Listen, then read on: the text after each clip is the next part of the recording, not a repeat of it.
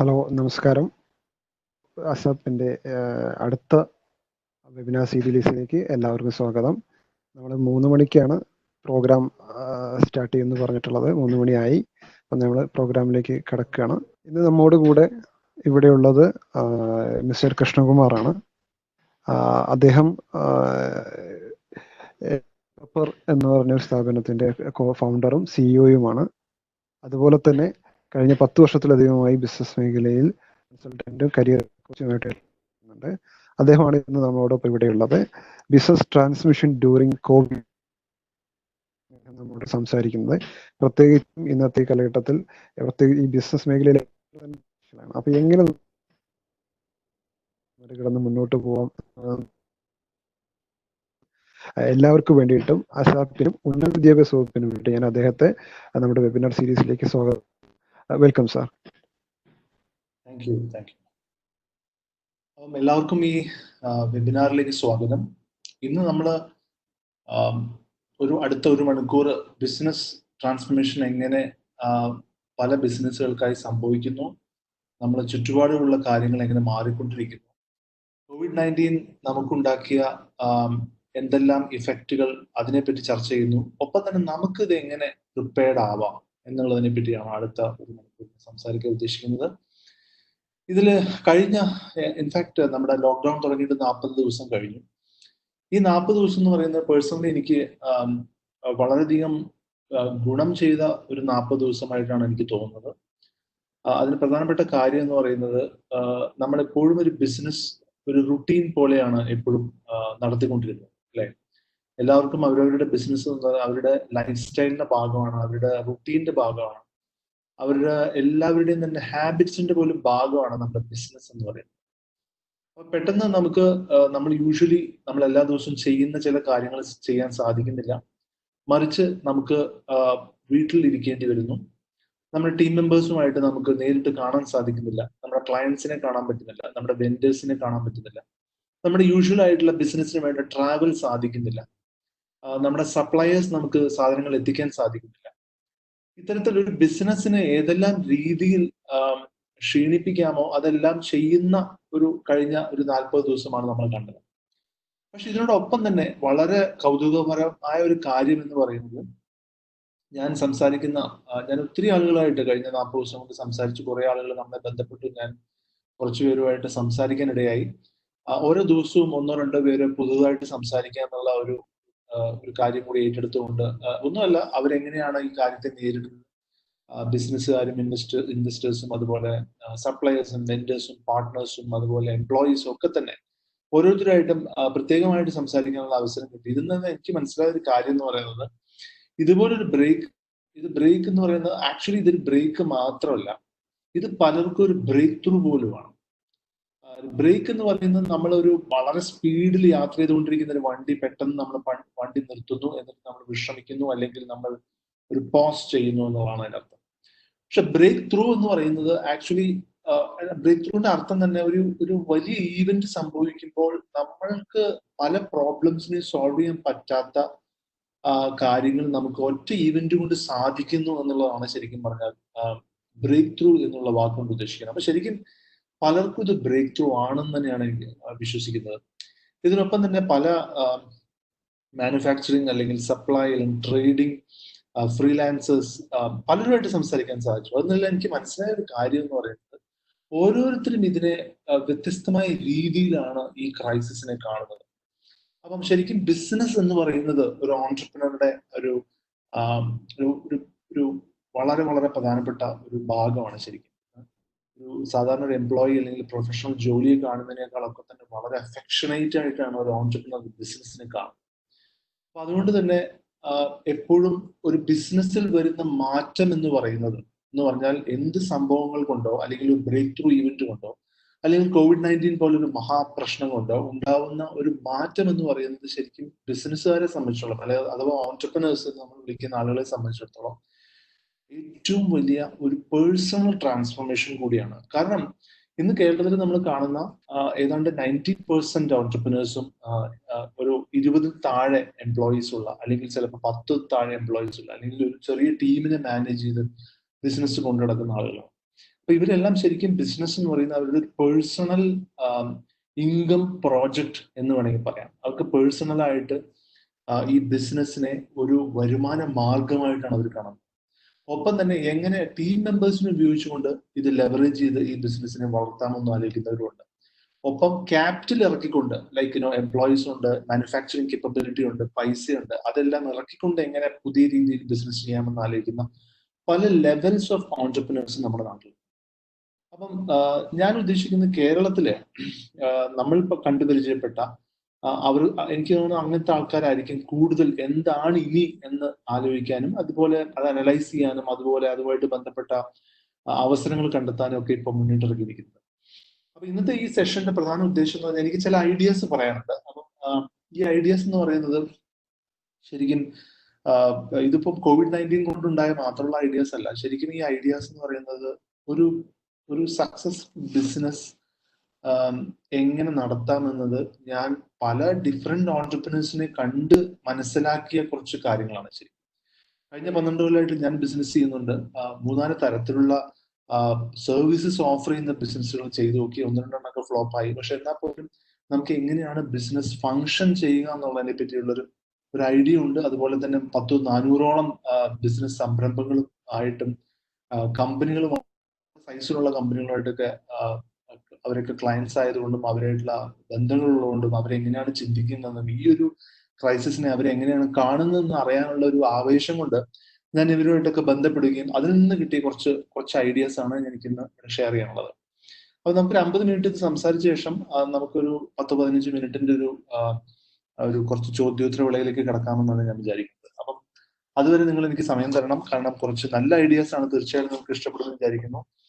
ആദ്യത്തെ എന്ന് പറയുന്നത്, ഇപ്പം COVID-19 എന്ന് പറയുന്ന ഒരു ബയോളജിക്കൽ അസുഖമാണെങ്കിൽ നമ്മൾ കാണാൻ പോകുന്ന ഇനി 2-3 തരത്തിലുള്ള ഇൻഫെക്ഷൻസ് ആണ് ശരിക്കും ബിസിനസ്സിനെ സംബന്ധിച്ചിടത്തോളം. ഒരു ബിസിനസ്സിനെ സംബന്ധിച്ചിടത്തോളം ഏറ്റവും വലിയ വൈറസ് എന്ന് പറയുന്നത് കൊറോണ വൈറസ് എന്ന് പറയുന്നത് അതുമായിട്ട് ബന്ധപ്പെട്ട ആളുകളുടെ ഫിയറും ഗ്രീഡും ആൻസൈറ്റിയും ആണെന്ന് ഞാൻ വിശ്വസിക്കുന്നു. അപ്പൊ ഇപ്പൊ ഇൻവെസ്റ്റ്മെന്റ് മാർക്കറ്റിലാണെങ്കിലും അല്ലെങ്കിൽ സ്റ്റോക്ക് മാർക്കറ്റ്സിലാണെങ്കിൽ തന്നെ ഫിയർ വന്നു കഴിഞ്ഞാൽ പെട്ടെന്ന് നമ്മുടെ ഡിസിഷൻ എടുക്കാനുള്ള നമ്മുടെ കഴിവിനെ തന്നെ അത് വളരെ കുറയ്ക്കും. ഗ്രീഡ് വന്നു കഴിഞ്ഞാലും അതേ പ്രശ്നമുണ്ട്. കാരണം നമുക്ക് എന്താണ് വേണ്ടതെന്നും അത് എങ്ങനെ വേണമെന്നുള്ളതിനെ കുറിച്ചുള്ള ക്ലാരിറ്റി നമ്മുടെ മനസ്സിന് നമുക്ക് കിട്ടുന്നില്ല. കാരണം ഫിയറും ഗ്രീഡും അങ്ങനത്തെ ഇമോഷൻസ് ആണ്. മൂന്നാമതായിട്ടുള്ളതാണ് ആങ്സൈറ്റി.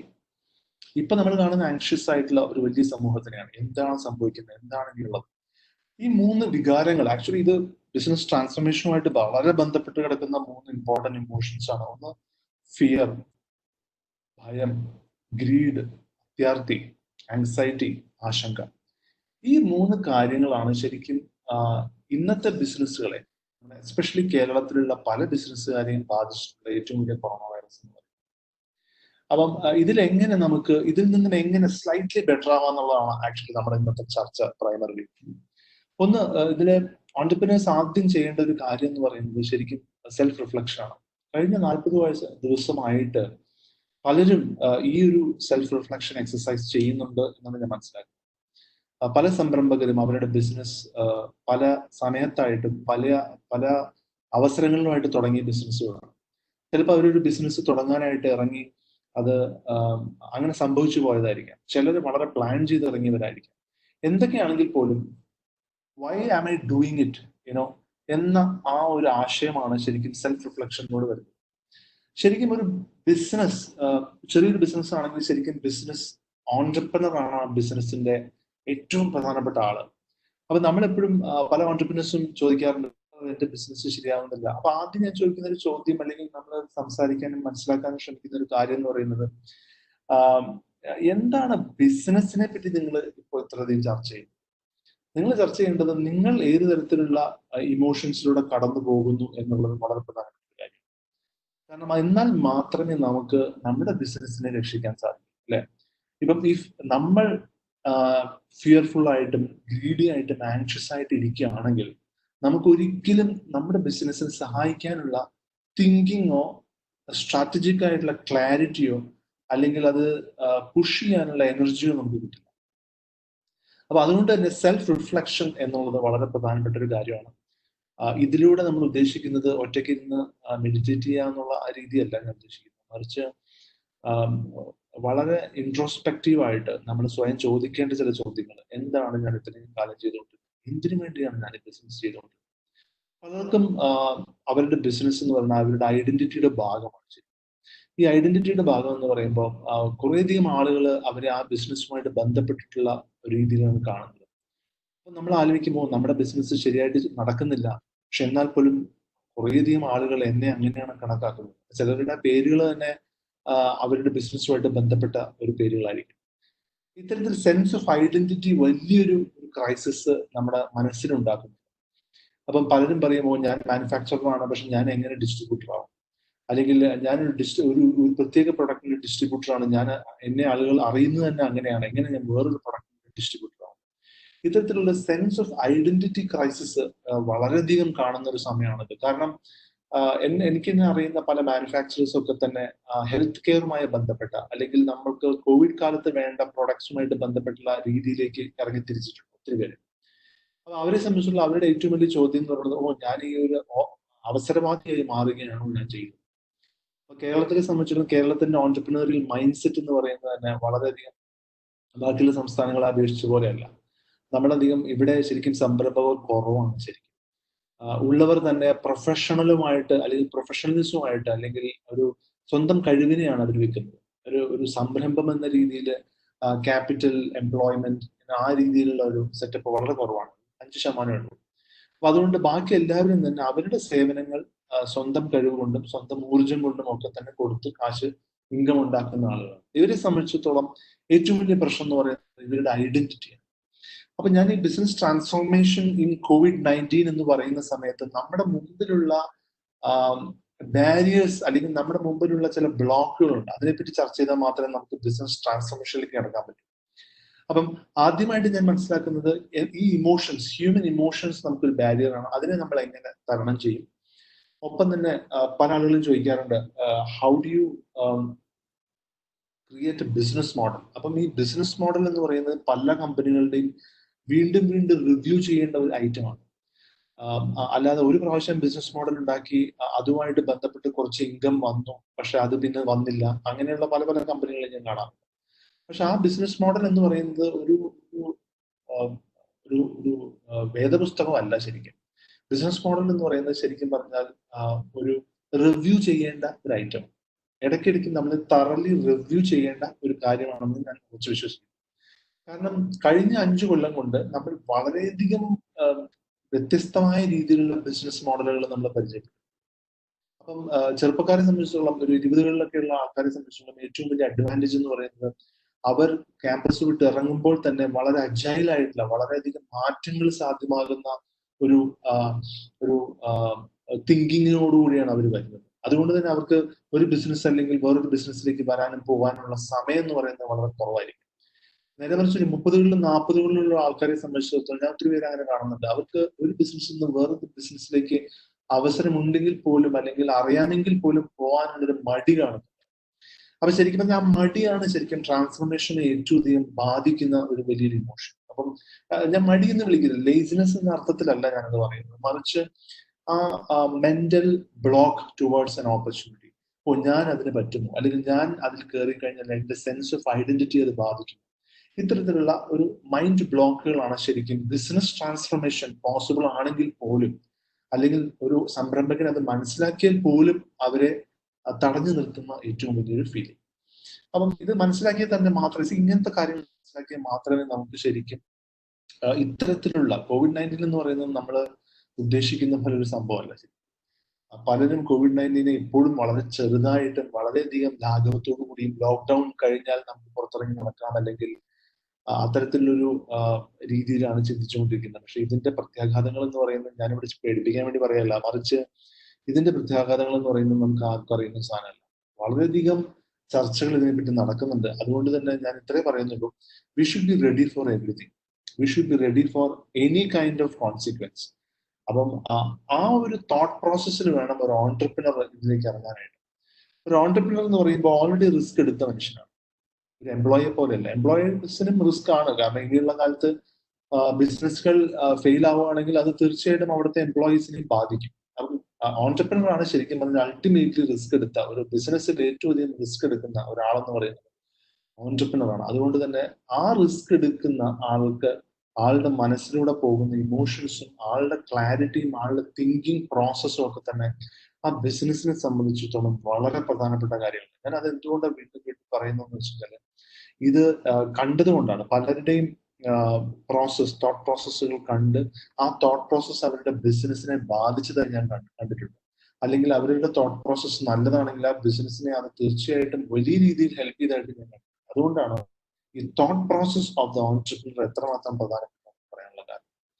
COVID-19 എന്ന് പറയുന്ന ഒരു പാൻഡമിക്, ഇത് ഇന്ത്യയിൽ നമ്മൾ അധികം കാണുന്നില്ല. ഇന്ത്യയുടെ പോപ്പുലേഷൻ സൈസും ഒക്കെ വെച്ച് നോക്കുമ്പോൾ നമ്മൾ വളരെ കുറവ് നമ്പേഴ്സേ ഉള്ളൂ. പക്ഷെ മറിച്ച് ലോകമെമ്പാടുമുള്ള ഒരു വലിയ ഡേഞ്ചറസ് ആയിട്ടുള്ള ഒരു സിറ്റുവേഷൻ ആണ്. അത് എക്കോണമിയെ മാത്രമല്ല, ഇത് സൈക്കോളജിക്കലി, ഇമോഷണലി എല്ലാ തരത്തിലുമുള്ള ഒരു ഡിസ്റപ്ഷൻ പോസിബിൾ ആയിട്ടുള്ള ഒരു കാര്യമാണ്.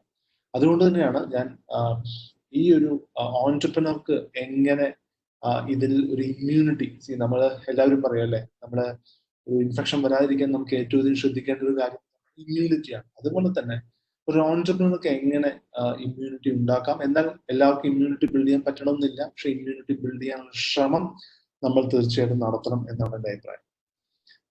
അടുത്തതായിട്ട്, ഏതൊരു ചേഞ്ചും വരുന്നത്, ഇപ്പൊ ഈ ഒരു ചേഞ്ച് വരുന്നുണ്ട്, നമ്മൾ കാണുന്നു പല ആൾക്കാരും വർക്കിംഗ് ഫ്രം ഹോം ചെയ്യുന്നുണ്ട്, റിമോട്ട് വർക്കിംഗ് ചെയ്യുന്നുണ്ട് പലരും. TCS പോലുള്ള കമ്പനികളൊക്കെ തന്നെ അടുത്ത 5 കൊല്ലത്തിനുള്ളിൽ 2025 തന്നെ അവരുടെ 4.25 ലക്ഷം വരുന്ന എംപ്ലോയീസിൽ 1 ലക്ഷം പേർ മാത്രം ഇനി വന്നാൽ മതി, ബാക്കിയുള്ളവർക്ക് 3.5 ലക്ഷം 3.25 ലക്ഷം വരുന്ന ആളുകൾക്കൊക്കെ തന്നെ വീട്ടിലിരുന്ന് വർക്ക് ചെയ്യാം എന്ന രീതിയിലുള്ള ഓപ്ഷനിലേക്ക് വരികയാണ്. ഇതൊക്കെ വലിയൊരു സിഗ്നലാണ് ശരിക്കും. ഒരു 40-day ലോക്ക്ഡൌൺ കൊണ്ട് തന്നെ പല പുതിയ ഹാബിറ്റ്സും നമ്മൾ സ്വായത്തമാക്കി, പല പുതിയ കാര്യങ്ങളും നമുക്ക് മനസ്സിലാക്കാൻ സാധിച്ചു. ലോകത്തിന്റെ പോക്കും അതിന്റെ നമ്മുടെ നിസ്സഹായതയും ഒക്കെ തന്നെ മനസ്സിലാക്കി ഒരു ഫിലോസഫിക്കൽ ലെവലിലേക്ക് നമ്മൾ ഉയർന്നു എന്ന് വേണമെങ്കിൽ നമുക്ക് പറയാം. പല ഓൺടർപ്രണേഴ്സായിട്ട് സംസാരിക്കുമ്പോൾ അവർ പറയുന്ന ഒരു കാര്യം എന്ന് പറയുന്നത് വലിയ സെൽഫ് റിയലൈസേഷനിലൂടെ കടന്നു പോവുകയാണ് അവർ. വളരെയധികം അഹങ്കാരവും വളരെയധികം നമുക്ക് എല്ലാ കാര്യങ്ങൾക്കും കൺട്രോൾ ഉണ്ട്. ലോകത്തിലെ എല്ലാ കാര്യങ്ങളും നമ്മുടെ കൺട്രോളാണെന്ന് വിശ്വസിച്ചിരുന്ന, അല്ലെങ്കിൽ അങ്ങനെയുള്ള ഇല്യൂഷൻ ഉള്ള ആളുകൾ തന്നെ ഉണ്ടായിരുന്നു. അവർക്കൊക്കെ തന്നെ ഇതൊരു വലിയ മെസ്സേജാണ്. നമ്മളെല്ലാം അത് മനസ്സിലാക്കുന്ന ഒരു സമയത്താണ് നമ്മൾ ജീവിക്കുന്നത്. അതുകൊണ്ട് തന്നെ എനി കൈൻഡ് ഓഫ് ചേഞ്ച്, നമ്മൾ ഈ ഒരു change stages like very different kind of changes happen. ഒന്ന്, ഓഫീസിൽ പോയാൽ മാത്രമേ ജോലി ചെയ്യാൻ സാധിക്കൂ എന്ന രീതിയിലുള്ള തിങ്കിങ് ഉണ്ടായിരുന്നു. ഇന്ന് ആ തിങ്കിങ് മാറി ഏതാണ്ട് 90% വരുന്ന ടോട്ടൽ വർക്ക് ഫോഴ്സ് ഇന്ന് വീട്ടിലിരുന്നുകൊണ്ടാണ് വർക്ക് ചെയ്യാൻ ശ്രമിക്കുന്നത്. ബാക്കിയുള്ള 10% ആളുകൾ എസെൻഷ്യൽ സർവീസസ്, അല്ലെങ്കിൽ ഹെൽത്ത് കെയർ, അല്ലെങ്കിൽ പോലീസ്, അല്ലെങ്കിൽ ഗവൺമെന്റ് മേഖലയിലുള്ള ആളുകളാണ്. ബാക്കി എല്ലാവരും തന്നെ അവർ ഇതിനു മുമ്പ് ചെയ്യാത്തതാണ്. ഇതിനു മുമ്പ് ഒരിക്കലും അവർക്ക് ഒരു അവസരം പോലും കിട്ടാത്ത എത്രയോ പേരുണ്ട്. IT സെഗ്മെന്റിലൊക്കെ തന്നെ മേ ബി ഒരു 20% ആൾക്കാർക്ക് വർക്ക് ഫ്രം ഹോം ഓപ്ഷൻ ഉണ്ടാവാം, അല്ലെങ്കിൽ ചിലർക്കൊക്കെ തന്നെ ഫ്ലെക്സിബിൾ വർക്ക് ഓപ്ഷൻ ഉണ്ടാവാം. എന്നാൽ ഇന്ന് നമ്മൾ കാണുന്നത് എൻറ്റയർലി ആളുകൾ വർക്ക് ഫ്രം ഹോം എന്ന രീതിയിലേക്ക്. അപ്പൊ ഇതൊരു ഹാബിറ്റാണ് ഡെവലപ്പ് ചെയ്യുന്നത്. ഇത് ഓൺടർപ്രണേഴ്സിന് നല്ലതാണോ എന്ന് ചോദിച്ചു കഴിഞ്ഞാൽ, ഓൺടർപ്രണേഴ്സിന് നല്ലതാണോ എന്ന് ചോദിച്ചു കഴിഞ്ഞാൽ ഒറ്റ കാര്യം എനിക്ക് പറയാനുള്ളൂ, we have to adapt to it, right? നമ്മുടെ ടീം, നമ്മൾ സാലറി കൊടുക്കുന്ന ടീം നമ്മുടെ മുമ്പിൽ ഇല്ല എന്ന വസ്തുത പല ഓൺടർപ്രണേഴ്സിനെയും ഏറ്റവും അധികം ബാധിക്കുന്ന ഒരു കാര്യമാണ്. ഞാൻ സാലറി കൊടുക്കുന്നു, ഞാൻ ഫുൾ മന്ത് സാലറിയാണ് കൊടുക്കുന്നത്, പക്ഷെ ഒരു ഫുൾ മന്ത് പോലും എനിക്ക് അവരെ കാണാൻ സാധിക്കുന്നില്ല, അവരുടെ പ്രൊഡക്ടിവിറ്റി ട്രാക്ക് ചെയ്യാൻ പറ്റുന്നില്ല, എനിക്ക് അവരെ മീറ്റ് ചെയ്യാൻ പറ്റുന്നില്ല. മീറ്റ് ചെയ്താൽ തന്നെ ഞാൻ മീറ്റ് ചെയ്യുന്നത് സൂമിലോ അല്ലെങ്കിൽ വല്ല വെബിനാറിലോ ആയിരിക്കും, അല്ലെങ്കിൽ വീഡിയോ കോൾസിലായിരിക്കും. അത് എനിക്ക് എത്രമാത്രം അവരുടെ പ്രൊഡക്ടിവിറ്റിയെ പറ്റി മനസ്സിലാക്കാൻ സാധിക്കുന്നു എന്ന് ചോദിച്ചാൽ എനിക്ക് അറിയുന്നില്ല. അവരെന്താണ് ശരിക്കും ചെയ്യുന്നതെന്ന് എനിക്ക് അറിയുന്നില്ല. ഇത്തരത്തിലുള്ള ഒത്തിരി ചോദ്യങ്ങളും സംശയങ്ങളും ഒക്കെ തന്നെ ഓൺടർപ്രണേഴ്സിനെ സംബന്ധിച്ചിടത്തോളം കഴിഞ്ഞ 40 ദിവസമായിട്ട് അലട്ടുന്നുണ്ട്. അപ്പൊ ബിസിനസ് ട്രാൻസ്ഫോർമേഷൻ മാത്രമല്ല, ബിസിനസ് നടത്താനുള്ള ഒരു ബുദ്ധിമുട്ട് പോലും അവരിപ്പോൾ കാണുന്നുണ്ട്. അപ്പൊ ബിസിനസ് ട്രാൻസ്ഫോർമേഷൻ എന്ന് പറയുന്നത് ബിസിനസിന് ശേഷമുള്ളതാണ്, അല്ലെ? മറിച്ച് എങ്ങനെ എക്സിസ്റ്റിംഗ് ആയിട്ടുള്ള ബിസിനസ് നടത്തും, അല്ലെങ്കിൽ ഈ എക്സിസ്റ്റിംഗ് ആയിട്ടുള്ള ബിസിനസിനെ എത്ര കാലം എനിക്ക് നടത്താൻ സാധിക്കും, എന്റെ ഇന്നത്തെ ലിക്വിഡിറ്റി പൊസിഷൻ വെച്ച് നോക്കുകയാണെങ്കിൽ, അല്ലെങ്കിൽ എനിക്ക് കിട്ടാനുള്ള പൈസ വെച്ച് നോക്കുകയാണെങ്കിൽ എത്ര കാലം എനിക്ക് സർവൈവ് ചെയ്യാൻ സാധിക്കും, പുതിയ രീതിയിലുള്ള ഇൻകം ഒന്നും വന്നില്ലെങ്കിൽ പോലും എത്ര കാലം എനിക്ക് സർവൈവ് ചെയ്യാൻ സാധിക്കും. അപ്പം പല കമ്പനികളും, എനിക്കറിയുന്ന പല സുഹൃത്തുക്കളൊക്കെ തന്നെ ഇപ്പൊ വിളിച്ച് പറയുന്നത് എന്താണെന്ന് വെച്ചിട്ടുണ്ടെങ്കിൽ അവർ ലിക്വിഡിറ്റി അനാലിസിസ് നടത്തി കഴിഞ്ഞു. അടുത്ത 12 മാസത്തിൽ 24 മാസത്തേക്കുള്ള പൈസ ഉണ്ടോ, അല്ലെങ്കിൽ 6 മാസത്തേക്കുള്ള പൈസ മാത്രമേ എന്റെ കയ്യിലുള്ളൂ. അത്തരത്തിലുള്ള ബേസിക് കാൽക്കുലേഷൻ ആണ് ഇപ്പൊ നടത്തിക്കൊണ്ടിരിക്കുന്നത്. ഇത് വളരെ ഭയാനകമായ കാര്യമാണ് ശരിക്കും. വളരെയധികം നമ്മൾ കഷ്ടപ്പെട്ടൊരു ബ്രാൻഡ് ബിൽഡ് ചെയ്യുന്നു, നമ്മുടെ ബിസിനസ് മാർക്കറ്റ് ബിൽഡ് ചെയ്യുന്നു, ഡിസ്ട്രിബ്യൂട്ടർ സപ്ലൈ ചെയിൻ എല്ലാം ബിൽഡ് ചെയ്യുന്നു, അല്ലെങ്കിൽ നമ്മുടെ ക്ലയൻസിന്റെ ഒരു പൊട്ടൻഷ്യലും അതുപോലെ പൈപ്പ് ലൈനൊക്കെ ബിൽഡ് ചെയ്യുന്നു. ഒപ്പം തന്നെ പെട്ടെന്ന് ഈ ഒരു സംഭവം നടക്കുന്നു.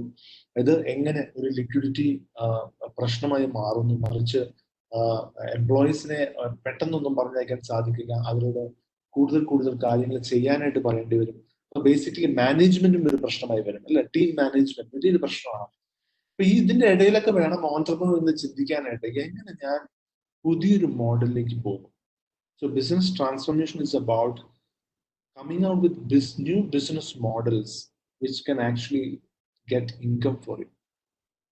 അപ്പം വലിയ പ്രശ്നമുള്ള ഒരു ഏരിയയാണ്. അപ്പൊ മറിച്ച് ഏതൊരു ട്രാൻസ്ഫോർമേഷൻ സ്റ്റേജ് നോക്കിക്കോളൂ. നമ്മുടെ ലൈഫിലാണെങ്കിലും നമ്മളൊരു ട്രാൻസ്ഫോം ചെയ്തു എന്ന് പറയുന്ന ഒരു സ്റ്റേജ് എന്ന് പറയുന്നത് ഒരിക്കലും ഒരു സുഖമുള്ള ഒരു പ്രോസസ്സാണ്.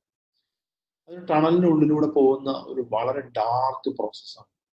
അപ്പൊ ഞാൻ പറയാനുള്ള മെയിൻ റീസൺ എന്ന് വെച്ചാൽ, ഒരിക്കലും മോട്ടിവേഷൻ കൊണ്ട് ഒരിക്കലും നമുക്ക് വലിയ കാര്യങ്ങൾ ചെയ്യാനുള്ള കഴിവോ അല്ലെങ്കിൽ ആ ഒരു മൈൻഡ് സെറ്റോ ഉണ്ടാവില്ല എന്നാണ് ഞാൻ വിശ്വസിക്കുന്നത്. കാരണം ഓഫ് കോഴ്സ് മോട്ടിവേഷനൊക്കെ ഇഷ്ടപ്പെടുന്ന ഒരാളാണ്, മോട്ടിവേറ്റ് ചെയ്യാനും ഇഷ്ടപ്പെടുന്ന ഒരാളാണ് ഞാൻ. പക്ഷെ അത് മോട്ടിവേഷൻ കൊണ്ടോ അല്ലെങ്കിൽ നമ്മുടെ വിൽ പവർ കൊണ്ടോ മാത്രം സാധിക്കുന്ന ഒരു കാര്യമല്ല ഇത്. മറിച്ച് ഡിസ്റപ്ഷൻ ചേഞ്ച് എന്ന് പറയുന്ന കാര്യം നമ്മളൊരു പെയിൻ പ്രോസസ്സിലൂടെ കടന്നു പോയാൽ മാത്രമേ നമ്മൾ അപ്പുറത്തെത്തുള്ളൂ എന്ന് വിശ്വസിക്കുന്ന ഒരാളാണ്. എന്ന് വെച്ചാൽ നമ്മളെല്ലാവരും വേണമെന്ന് വെച്ചാൽ പെയിൻ സഫർ ചെയ്യണം എന്നൊന്നുമില്ല. മറിച്ച് there is a pain of doing things which we have not done earlier. നമ്മൾ ഇതിനു മുമ്പ് ചെയ്യാത്ത കുറച്ച് കാര്യങ്ങൾ നമ്മളിപ്പോൾ ചെയ്യേണ്ടി വരും. നമ്മൾ മുമ്പ് ചെയ്യാനെടുത്ത എനർജിയേക്കാളും 5 ഇരട്ടി ചിലപ്പോൾ എനർജി ഉപയോഗിച്ചുകൊണ്ട് ചെയ്യേണ്ടി വരും. നമുക്ക് മുമ്പ് ചെയ്യാൻ ഇഷ്ടപ്പെടാത്ത ചില കാര്യങ്ങൾ നമ്മൾ അതിനെ പഠിച്ച് മനസ്സിലാക്കി ചെയ്യേണ്ടി വരും. ഇതൊക്കെയാണ് ആ പെയിൻ എന്ന് പറയുന്നത്. അപ്പൊ ഞാൻ പറയുന്നത്, പല ഓൺടർപ്രനേഴ്സിനും ചില ആൾക്കാരുണ്ട്, അവര് സെയിൽസ് ഇഷ്ടമല്ല. അപ്പൊ അവരെന്ത് ചെയ്യില്ല, അവര് പ്രൊഡക്റ്റുമായി ബന്ധപ്പെട്ട് ഇങ്ങനെ സംസാരിച്ചുകൊണ്ടിരിക്കും. പക്ഷെ ഇനിയിപ്പോ നമ്മൾ എന്ത് ചെയ്യും? സെയിൽസുകാരനില്ല, നമുക്ക് സെയിൽസ് ചെയ്യാനായിട്ട് സെപ്പറേറ്റ് ആൾക്കാരെ കിട്ടുമെന്ന് അറിയില്ല. അപ്പൊ ഓൺടർപ്രനർ തന്നെ മുൻകൈ എടുത്ത് sales, marketing, product, distribution, finance, HR, team management എല്ലാം മനസ്സിലാക്കേണ്ട, അല്ലെങ്കിൽ അതുമായിട്ട് എന്തെങ്കിലുമൊക്കെ ബന്ധപ്പെട്ട കാര്യങ്ങൾ റെലവെന്റ് ആയിട്ട് മനസ്സിലാക്കേണ്ട ഒരു സമയമാണ് എന്നാണ് എനിക്ക് തോന്നുന്നത്. അപ്പൊ business transformation is personally I feel it's A self transformation exercise. അപ്പൊ നിങ്ങൾ വിചാരിക്കും ഇതിനാണോ നമ്മൾ ഈ 1 മണിക്കൂർ വെബിനാർ ചെയ്തെന്ന് തോന്നും. പക്ഷെ ആക്ച്വലി ഇത് മനസ്സിലാക്കാതെ നമ്മൾ പുതിയ ബിസിനസ് മോഡൽസ് ചർച്ച ചെയ്തിട്ട് പ്രത്യേകിച്ച് കാര്യം ഉണ്ടാവില്ല. സോ ടോട്ടലി ഒരു ന്യൂ റീവയറിംഗ് സംഭവിച്ചുകൊണ്ടിരിക്കും. അപ്പൊ നമ്മൾ മനസ്സിലാക്കാം, ഇനിയുള്ള കാലത്ത് കരിയർ എന്ന് പറയുന്ന സാധനം തന്നെ ഉണ്ടാവുമെന്ന് അറിയില്ല. കരിയർ, ജോബ്, അത് ജോബ്സ് ഒക്കെ മാറി ചിലപ്പോൾ പ്രോജക്ട് ബേസിസിലേക്ക് കാര്യങ്ങൾ മാറും. അതിനാണ് നമ്മൾ ഗിഗ് എക്കോണമി എന്ന് പറയുന്നത്, അല്ലെ? ഗിഗ് എക്കോണമി എന്ന് പറയുന്നത് നമുക്ക് ചെയ്യേണ്ട ഒരു ടാസ്ക് എന്ന് പറയുന്നത്, ആ ടാസ്ക് ചെയ്യാനായിട്ട് ഒരു എംപ്ലോയിയെ നമ്മൾ ഹയർ ചെയ്യുമായിരുന്നു ഓക്കെ. ഇന്ന് നമുക്ക് ആ എംപ്ലോയിയെ ഹയർ ചെയ്യാനും ചെയ്യാം. ഒന്നാമത്തെ എംപ്ലോയീസ് നല്ല എംപ്ലോയീസിനെ കിട്ടാനില്ല. രണ്ടാമത്തെ കാര്യം, നമുക്ക് ഒരാളെ കിട്ടിയാൽ തന്നെ അവരെ ഹയർ ചെയ്ത് അവരെ ഓഫീസിൽ കൊണ്ടുപോയിരുത്തി അവരെ മാനേജ് ചെയ്ത് അവരിൽ നിന്ന് നല്ലൊരു ഔട്ട്പുട്ട് ഉണ്ടാക്കി നമ്മുടെ സമയം പോകും ഒത്തിരി. ആ മാനേജ്മെന്റ് ടൈം എന്ന് പറയുന്നത് ഒത്തിരി നമ്മുടെ സമയം പോകുന്ന ഒരു പ്രോസസ്സാണ്. അപ്പൊ ഇതൊക്കെ ആലോചിക്കുമ്പോൾ ഓൺടർപ്രനേഴ്സ് ആലോചിക്കുന്നത്, എങ്ങനെ ഞാൻ ഒരുത്തനെ കൊണ്ട് ചെയ്യിപ്പിക്കും, അല്ലെങ്കിൽ എങ്ങനെ ഇത് ഞാൻ വേറൊരാളെ ഹയർ ചെയ്ത് ചെയ്യിപ്പിക്കും. ടീം ബിൽഡ് ചെയ്യാതെ ഒരിക്കലും ബിസിനസ് ബിൽഡ് ചെയ്യാൻ സാധിക്കില്ല എന്നാണ് പലരും പറയുന്നത്. പക്ഷെ എങ്ങനെ ഞാൻ ഇത് ബിൽഡ് ചെയ്യും? ഇത്തരത്തിലുള്ളൊരു ചോദ്യം നിലവിലുണ്ട്. ഈ ചോദ്യം നിലവിലുള്ള സമയത്താണ് ഏറ്റവും പ്രധാനപ്പെട്ട കാര്യം, നമ്മുടെ പ്രൊഡക്റ്റ്, സർവീസ്. അപ്പോൾ നിങ്ങളൊരു ഉൽപ്പന്നമായിരിക്കാം, നിങ്ങളുടെ സേവനമായിരിക്കാം, നിങ്ങൾ സ്വയം കൊടുക്കുന്ന ഒരു സേവനമായിരിക്കാം, അല്ലെങ്കിൽ നിങ്ങളുടെ എംപ്ലോയീസിനെ കൊണ്ട് കൊടുപ്പിക്കുന്ന ഒരു സേവനമായിരിക്കാം, നിങ്ങൾ ഉൽപ്പന്നം വാങ്ങി വിൽക്കുന്നതായിരിക്കാം, അല്ലെങ്കിൽ നിങ്ങൾ ഉൽപ്പന്നം ഉണ്ടാക്കി ഡിസ്ട്രിബ്യൂട്ടേഴ്സിന് റൂട്ട് വഴി കൊടുക്കുന്നതായിരിക്കും. എന്തോ ആയിക്കോട്ടെ, ഏറ്റവും പ്രധാനപ്പെട്ട കാര്യം എന്ന് പറയുന്നത്, ഇതിൽ ഏതൊക്കെ ഭാഗങ്ങളിലായിട്ട് ഏതൊക്കെ ഏരിയാസിൽ നിങ്ങൾക്ക് കോസ്റ്റ് കട്ട് ചെയ്യാൻ സാധിക്കും എന്നുള്ളതായിരിക്കും ഏറ്റവും പ്രധാനപ്പെട്ട കാര്യം. കാരണം ലിക്വിഡിറ്റി എന്ന് പറയുന്ന കാര്യം എളുപ്പത്തിൽ വരുന്ന സംഭവമല്ല. ലിക്വിഡിറ്റി എന്ന് പറയുന്നത് കൂടുതൽ ടൈം നമുക്ക് നമ്മുടെ എക്സിസ്റ്റിംഗ് ക്യാഷ് റിസർവ്സ് കൊണ്ട് ജീവിക്കാൻ സാധിക്കുമോ എന്നുള്ളതാണ്. സോ പ്രിസർവേഷൻ ഓഫ് ക്യാഷ് എന്ന് പറയുന്നത് വളരെ പ്രധാനപ്പെട്ട ഒരു കാര്യമാണ്. എല്ലാ ബിസിനസ്സുകളും അത്യാവശ്യമായിട്ട് ചെയ്യേണ്ട കാര്യം പ്രിസർവേഷൻ ഓഫ് ക്യാഷ് എന്ന് വിചാരിച്ച് സാലറി കൊടുക്കാതിരിക്കുക അല്ലെങ്കിൽ വെൻഡേഴ്സിന് കാശ് കൊടുക്കാതിരിക്കുക എന്നുള്ള രീതിയിലല്ല ഞാൻ പറയുന്നത്. മറിച്ച് പ്രിസർവേഷൻ ഓഫ് ക്യാഷ്, അനാവശ്യമായ ഏരിയകളിൽ അല്ലെങ്കിൽ നമ്മൾ അറിയാത്ത മേഖലകളിൽ പൈസ ലീക്കായി പോകുന്നുണ്ടെങ്കിൽ അത് തീർച്ചയായും അടയ്ക്കാനുള്ള പരിപാടി എത്രയും പെട്ടെന്ന് നോക്കണം. നമ്മുടെയൊക്കെ തന്നെ എക്സ്പെൻഡിച്ചർ സ്റ്റേറ്റ്മെന്റ്സ് നോക്കിക്കഴിഞ്ഞാൽ ആദ്യം നമുക്ക് മനസ്സിലാക്കാൻ സാധിക്കും നമ്മളൊക്കെ തന്നെ അറിയാതെ കുറേ ചെറിയ ചെറിയ എമൗണ്ടുകൾ പോകുന്നുണ്ട്. പ്രത്യേകിച്ച് ഒരു പ്രൊഡക്ടിവിറ്റിയും ഇല്ലാതെ, പ്രത്യേകിച്ച് ഒരു വാല്യൂം തരാത്ത കുറേ സാധനങ്ങളാണ് പോയിക്കൊണ്ടിരിക്കുന്നത്. പക്ഷെ നമ്മൾ ചെറിയതല്ല സാരമില്ല എന്നൊക്കെ പറഞ്ഞ് വിട്ടുകളയുന്ന ആ ഒരു പ്രോസസ്സ് ശരിക്കും ഓൺട്രപ്രനർ എന്ന് പറയുന്നത് ഇനിയുള്ള കാലത്ത് വളരെ ഷാർപ്പായിട്ട് ബിസിനസ്സിനെ വളരെ ഷാർപ്പായിട്ട് കണ്ട് അതിൻ്റെ ഉള്ളിലേക്ക് പോയി ഓരോ ഐറ്റവും നിങ്ങളുടെ മുന്നിലൂടെ പോകണം. നമ്മൾ എയർപോർട്ടിൽ പോകുമ്പോൾ കണ്ടിട്ടില്ലേ, ഓരോ ബാഗും നമ്മൾ സ്കാൻ ചെയ്ത് പോയില്ലേ, അപ്പൊ അത് ഒരാൾ നോക്കി നിൽക്കുന്നില്ലേ, ഓരോ ബാഗും സൂക്ഷ്മമായി നോക്കുന്നു, അയാള് ക്ലിയർ ചെയ്ത് വിടുന്നു. അതുപോലെ ആയിരിക്കണം എക്സ്പെൻഡിച്ചർ ഐറ്റംസ് നമ്മൾ ക്ലിയർ ചെയ്ത് വിടുന്നത്. ഓൺട്രപ്രനറെ സംബന്ധിച്ചുള്ള അതൊരു ഭീകര പ്രോസസ്സാണ്. കാരണം നമ്മൾ ആരും അങ്ങനെ ഇഷ്ടപ്പെടുന്നതല്ല, ചിലർക്കൊന്നും അത് ഇഷ്ടമല്ല ആ പ്രോസസ്സ്. പക്ഷെ അത് വേറെ വഴിയില്ല. കാരണം അങ്ങനെ ഒരു ഹാബിറ്റ് ഡെവലപ്പ് ചെയ്യുകയാണെങ്കിൽ അതിന്റെ ഗുണം നിങ്ങൾ ഓൺട്രപ്രനർ ഭാവിയിലും ഉണ്ടാകും. COVID-19 കഴിയും, നല്ല പുതിയ പുതിയ ഓപ്പർച്യൂണിറ്റീസ് ഒക്കെ വരും. മേ ബി അടുത്ത 1-2 കൊല്ലം പിടിക്കാം. പക്ഷെ എന്നാൽ പോലും നമ്മൾ ഇന്ന് ഡെവലപ്പ് ചെയ്യുന്ന ഹാബിറ്റ്സ് ആയിരിക്കും ശരിക്കും നമ്മളെ ജീവിതത്തിൽ ഹെൽപ്പ് ചെയ്യാൻ പോകുന്നത്. അപ്പൊ കഴിഞ്ഞ 40 ദിവസം കൊണ്ട് തന്നെ നമ്മൾ പല പല പുതിയ ഹാബിറ്റ്സ്, നല്ലതാണോ മോശമാണോ എന്നൊക്കെ ചോദിക്കുന്നില്ല, മറിച്ച് നല്ല ഹാബിറ്റ്സ് ഡെവലപ്പ് ചെയ്ത ആളുകൾ ഉണ്ടാവാതിരിക്കാം. ചിലപ്പോൾ ബാഡ് ഹാബിറ്റ്സ് അറിയാതെ കയറി വന്ന് നമ്മുടെ റൂട്ടീനിലേക്ക് കയറി വന്ന് അതിപ്പോഴും മാറ്റാൻ പറ്റാതെ നിൽക്കുന്ന ആൾക്കാരുണ്ടായിരിക്കാം. എന്തോ ആയിക്കോട്ടെ, നമ്മുടെ habits as an entrepreneur, I think every habit which you develop at this point in time really matters. അതിന് പ്രധാനപ്പെട്ട കാര്യം നമ്മൾ ബിഹേവിയറൽ സയന്റിസ്റ്റുകളൊക്കെ പറയുന്ന ഒരു കാര്യമാണ്. അവർ പറയുന്നത്, അത് ഞാൻ വിശ്വസിക്കുന്നത്, കാരണം നല്ല ഹാബിറ്റുകൾ ബിൽഡ് ചെയ്യാനായിട്ട് നമുക്ക് എളുപ്പത്തിൽ വേണമെങ്കിൽ നമ്മുടെ വിൽ പവർ കൊണ്ട് സാധിക്കും. പക്ഷെ ബാഡ് ഹാബിറ്റ് സ്റ്റോപ്പ് ചെയ്യാനായിട്ട് വളരെ ബുദ്ധിമുട്ടാണ്. അതുകൊണ്ട് തന്നെ ബി വാച്ച്ഫുൾ. നമ്മൾ സ്വയം തന്നെ നമ്മുടെ ഒരു ഡെയിലി റുട്ടീൻ പരിശോധിച്ച് അത് വേണ്ട രീതിയിലാണോ, അതിൽ എന്തെങ്കിലും തരത്തിലുള്ള ബാഡ് ഹാബിറ്റ്സ് കയറി വരുന്നുണ്ടോ, പ്രൊഡക്റ്റീവ് അല്ലാത്ത കാര്യങ്ങൾ കയറി വരുന്നുണ്ടോ, അല്ലെങ്കിൽ ഞാൻ ഗിവ് അപ്പ് ചെയ്യുന്നുണ്ടോ. പല ഓൺട്രപ്രനേഴ്സിനും ഇപ്പം ഇവർക്ക് ഈ സിറ്റുവേഷണൽ കൺട്രോൾ ഇല്ലാത്തത് കൊണ്ട് തന്നെ പല സിറ്റുവേഷൻസും നമുക്ക് കൺട്രോൾ ഇല്ല ഇന്നത്തെ സ്ഥിതിക്ക്. നമ്മുടെ ടീം പോലും നമ്മുടെ മുമ്പിലില്ല. നമ്മൾ അവരുമായിട്ട് ഫോണിലും നമ്മുടെ ലാപ്ടോപ്പിലും അല്ലെങ്കിൽ വോയിസ് കോളായിട്ടും വെബിനാറുകളായിട്ടും ഒക്കെ സംസാരിക്കാൻ ശ്രമിക്കും. അവർ കേട്ടാൽ കേട്ടു, അത്രേ ഉള്ളൂ. അവർക്ക് എന്ത് വേണമെങ്കിലും ആ സമയത്ത് ചെയ്യാം. പക്ഷെ ഇത്തരം കൺട്രോൾ ഇല്ലാത്തൊരു സിറ്റുവേഷനിൽ പോലും ഓൺട്രപ്രനർ എങ്ങനെ അവരെ സെൽഫ് കൺട്രോൾ ചെയ്യുന്നു എന്നുള്ളതാണ് ഏറ്റവും പ്രധാനപ്പെട്ടത്. അപ്പൊ നമ്മുടെ വലിയ റെസ്പോൺസിബിലിറ്റിയാണ് ബിസിനസ് ട്രാൻസ്ഫോർമേഷൻ ഫോർ ഓൺട്രപ്രനേഴ്സ് എന്ന് പറയുന്നത് സെൽഫ് ട്രാൻസ്ഫോർമേഷൻ ആണ്. അതൊരു വലിയ റെസ്പോൺസിബിലിറ്റിയാണ്. ആ റെസ്പോൺസിബിലിറ്റി എന്ന് പറയുന്നത് ബിസിനസ്സിനോട് മാത്രമല്ല, നമ്മുടെ സ്വയം നമ്മുടെ പേഴ്സണൽ ആയിട്ടുള്ള responsibility towards our family, towards our society എല്ലാം ഉണ്ട്.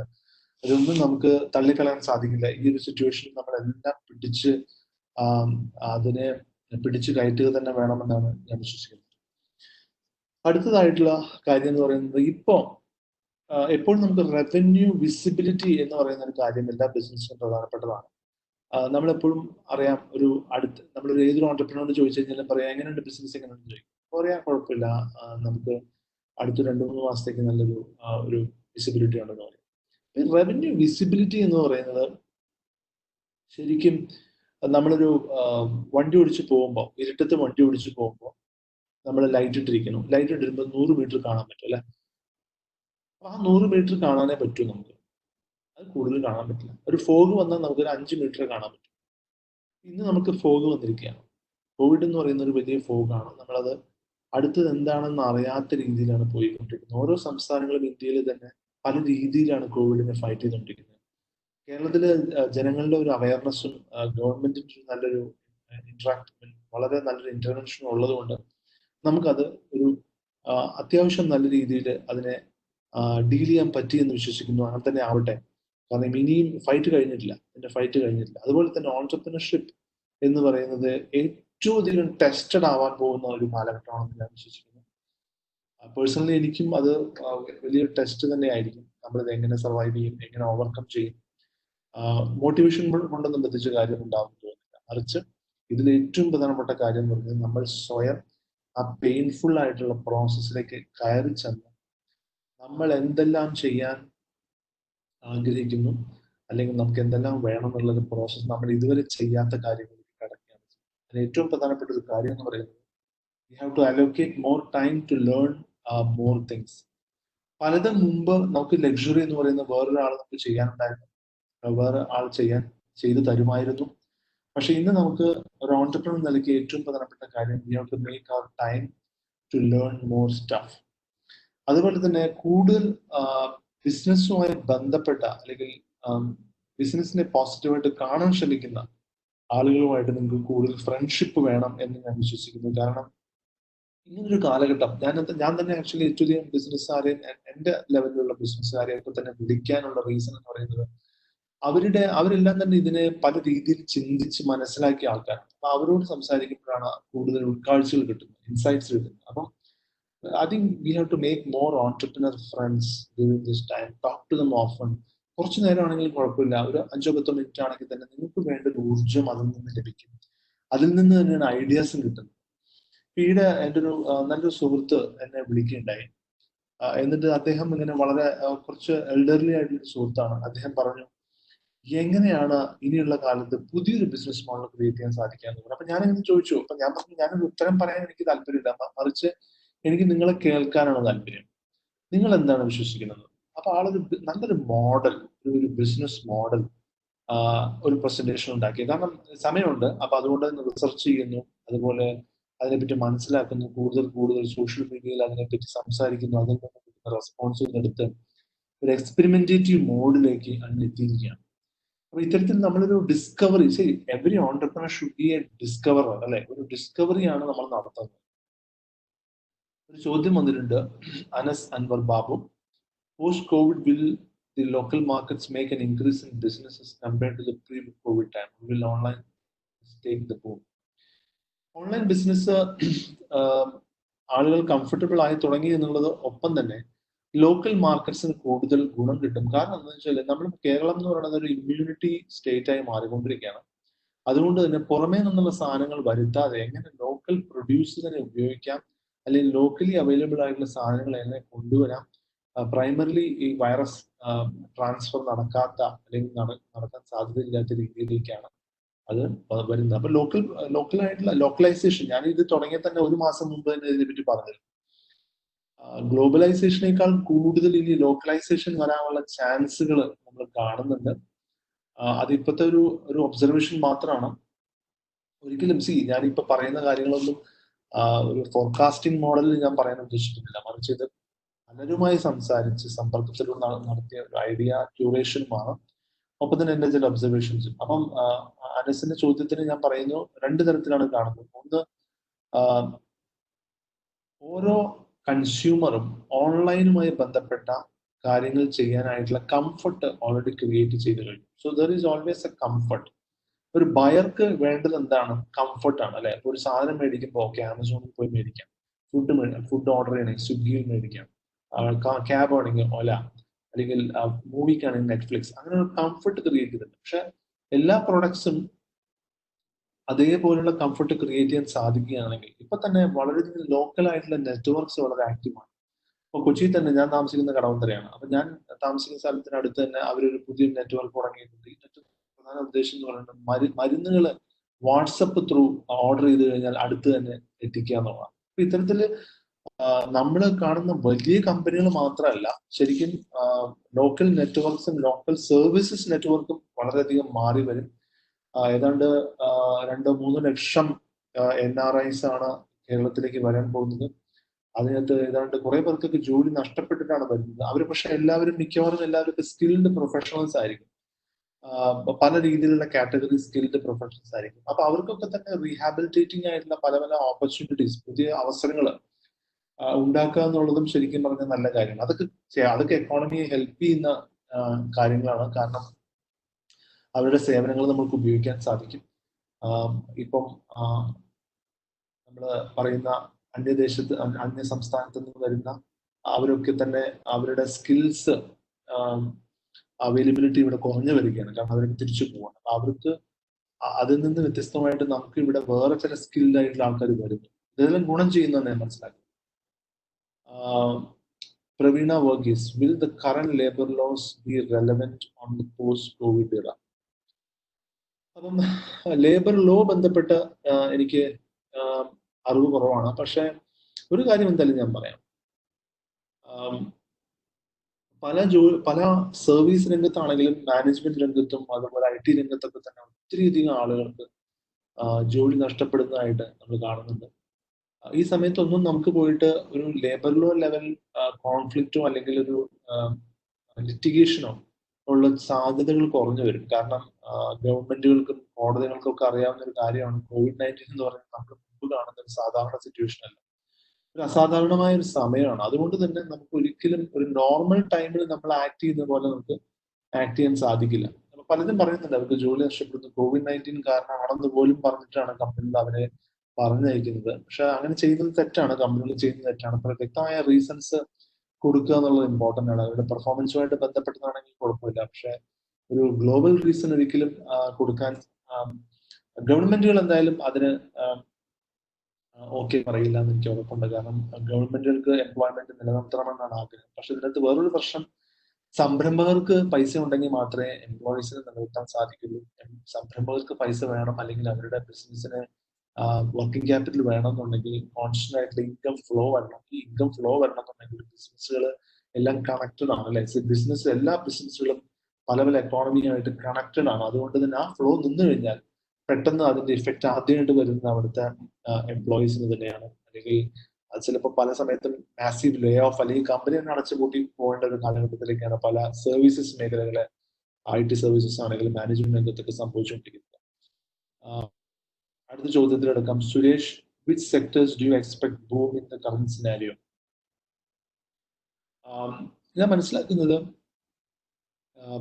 ക്യാഷ് റിച്ച് ആയിട്ടുള്ള കമ്പനികൾ നമ്മൾ ആദ്യം ശ്രദ്ധിക്കേണ്ടത്, ഞാൻ ആദ്യം പറഞ്ഞു ലിക്വിഡിറ്റി ആണ് ഇനിയുള്ള സ്ട്രെങ്ത്. ക്യാഷ് ഇസ് കിങ്, നമ്മൾ പറയില്ലേ കസ്റ്റമർ ഇസ് കിങ് എന്ന് പറയുന്ന പോലെ. കോവിഡ് കാലത്തെ ഏറ്റവും പ്രധാനപ്പെട്ട കാര്യം എന്ന് പറയുന്നത് ക്യാഷ് ഇസ് കിങ്. ക്യാഷ് ഉണ്ടെങ്കിൽ പ്രിസർവ് ചെയ്യാം, ക്യാഷ് ഉള്ളവൻ കാര്യക്കാരൻ എന്ന് വേണമെങ്കിൽ പറയാം നമുക്ക്. അപ്പൊ ഈ ഏറ്റവും പ്രധാനപ്പെട്ട കാര്യം, ക്യാഷ് റിച്ച് ആയിട്ടുള്ള, ക്യാഷ് റിസർവ്സ് കയ്യിലുള്ള കമ്പനികൾക്ക് മാത്രമേ പുതിയ ഡിസിഷൻസ്, പുതിയ പ്രോജക്ട്സ്, പുതിയ ആളുകൾ എടുക്കാനുള്ള സ്ട്രെങ്ത് ഉണ്ടാവും. അതിൽ തന്നെ വരാവുന്ന മേഖല, ഞാൻ ഹെൽത്ത് കെയർ ഒന്നും വലിയൊരു മേഖല എന്ന് എനിക്ക് തോന്നുന്നില്ല. കാരണം ഇന്ത്യയിൽ ഇപ്പൊ തന്നെ നമ്മൾ മനസ്സിലാക്കി 40 ദിവസം ലോക്ക്ഡൌൺ ആയപ്പോൾ തന്നെ ഹോസ്പിറ്റൽസിൽ ആളില്ല, 20% ആൾക്കാരേ ഉള്ളൂ. പക്ഷെ ഈ പറഞ്ഞ അതിന്റെ പ്രോഫിറ്റബിലിറ്റിയെ പറ്റിയൊക്കെ നമുക്ക് സംശയമാണ്. മറിച്ച് ഇതിനെ ഡീൽ ചെയ്യേണ്ട പല മേഖലകൾ എന്ന് പറയുന്ന ഫാർമ, അല്ലെങ്കിൽ ഹെൽത്ത് കെയർ, അല്ലെങ്കിൽ എന്റർടൈൻമെന്റ്, അതിനോടൊപ്പം തന്നെ വരാവുന്ന ഏറ്റവും വലിയ സെഗ്മെന്റ് ആണ് എഡ്യൂക്കേഷൻ. കാരണം ഇന്ന് ആൾക്കാർ എഡ്യൂക്കേഷന്റെ വാല്യൂ മനസ്സിലാക്കി കഴിഞ്ഞു. കാരണം പുതിയ സ്കിൽസ് ഇല്ലാതെ ഇനി അടുത്ത സ്റ്റെപ്പ് മുന്നോട്ട് വയ്ക്കാൻ സാധിക്കില്ല എന്ന് മനസ്സിലാക്കി കൊടുത്തൊരു കാലഘട്ടമാണ് 40 ദിവസം. അതുകൊണ്ട് തന്നെ എല്ലാ എഡ്യൂക്കേഷൻ, അപ്പൊ ഞാനിപ്പോ ഈ വെബിനാർ ചെയ്യുന്നതിന് ഒരു 10 മിനിറ്റ് മുമ്പ് നമ്മുടെ പഴയ സുഹൃത്ത് വിളിച്ചു. അദ്ദേഹം ഒരു എഡ്ടെക് കമ്പനിയിൽ, എഡ്യൂക്കേഷൻ ടെക്നോളജി കമ്പനിയിലാണ്. കഴിഞ്ഞ 2 മാസം കൊണ്ട് 3x ഇൻകം ആണ്, റവന്യൂ 3x, 300% ആണ് ഗ്രോ ചെയ്തിരിക്കുന്നത്. അപ്പൊ ഇന്ന് മനസ്സിലാക്കാൻ സാധിക്കുന്നത് എഡ്ടെക്, എന്റർടൈൻമെന്റ് എന്ന് പറഞ്ഞ ഓൺലൈൻ ഡിജിറ്റൽ മേഖലകളിൽ വലിയൊരു മാറ്റം വരും. ഹെൽത്ത് കെയർ മേഖലയിൽ ചില മാറ്റങ്ങൾ സാധ്യമായിരിക്കും. ഒപ്പം തന്നെ ഞാൻ ഇന്ന് എപ്പോഴും പറയുന്ന ഒരു കാര്യമുണ്ട്, കരിയേഴ്സ് എന്ന് പറയുന്ന ഒരു കാര്യം ഇനിയുള്ള കാലത്ത് ഉണ്ടാവും തോന്നുന്നില്ല. കരിയർ, ജോബ് നമ്മൾ പറയില്ലേ, മറിച്ച് അതെല്ലാം പ്രോജക്റ്റുകളായിട്ടും ടാസ്കുകളായിട്ടും ഒക്കെ മാറാനുള്ള ഒരു ഷിഫ്റ്റാണ് COVID-19. കഴിഞ്ഞ 2-3 കൊല്ലമായിട്ട് സ്ലോലി ഒരു ട്രാൻസിഷൻ നടന്നുകൊണ്ടിരിക്കുകയായിരുന്നു. പക്ഷെ കോവിഡോടുകൂടി തീരുമാനമായി എന്തായാലും. അടുത്തതായിട്ട് Govind Mangattu, even before the COVID-19 crisis, businesses around the world have taken up the path of digitization and automation. Yes. So in the post-COVID-19 era, how much will our Indian IT companies benefit the low-cost digitization environment we offer to the Western world? So great. So Indian companies have been actually trying to do digital transformation for many, medium-sized companies, small and medium-sized companies in the US. അതിന്റെ ഏറ്റവും വലിയ ഗുണഭോക്താക്കളാണ് നമ്മുടെ IT services companies. കാരണം അവരാണ് digital transformation activities ഒക്കെ ചെയ്യുന്നത്. രണ്ട് മൂന്ന് തരത്തിലാണ്. ഒന്ന് ഹ്യൂമൻ റുട്ടീൻ എന്ന് പറഞ്ഞാൽ ഒരു സ്ഥിരമായ റുട്ടീൻ ആക്ടിവിറ്റിനെ ഓട്ടോമേറ്റ് ചെയ്യുന്ന കാര്യങ്ങൾ. അതെന്തായാലും വരും. കാരണം ആ ഓട്ടോമേഷൻ എന്ന് പറയുന്നത് ഹ്യൂമൻ റീപ്ലേസ്മെന്റ് മാത്രമല്ല, ആക്ച്വലി എഫിഷ്യൻസി കൂട്ടുന്ന, കോസ്റ്റ് കുറയ്ക്കുന്ന ഒരു ഐറ്റം കൂടിയാണ്. അതുകൊണ്ട് automation is going to definitely bound to happen. Automation companies തീർച്ചയായിട്ടും ഗുണം വരും. പക്ഷെ അതൊക്കെ തന്നെ കോസ്റ്റ് എഫക്റ്റീവ് ആയിട്ടുള്ള കാര്യങ്ങളായിട്ട് ചെയ്യാനായിട്ടുള്ള കാര്യങ്ങളായിരിക്കും വരുന്നത്. So the other question see I T services കമ്പനീസിലെ ഏറ്റവും വലിയ പ്രശ്നം എന്ന് പറയുന്നത് അവരുടെ ഡിപ്പെൻഡൻസി ഓൺ ക്ലയന്റ് കോൺട്രാക്ട്സ് ആണ്. If you look at most of the client contracts are now scattered across the US, UK, okay. So in economies ഒക്കെ തന്നെ it will take actually a longer time to recover. അതുകൊണ്ട് there will be a lot of renegotiation of contracts happening, a lot of tough negotiation will happen, or sometimes the contracts may get cancelled and it may get converted to gigs.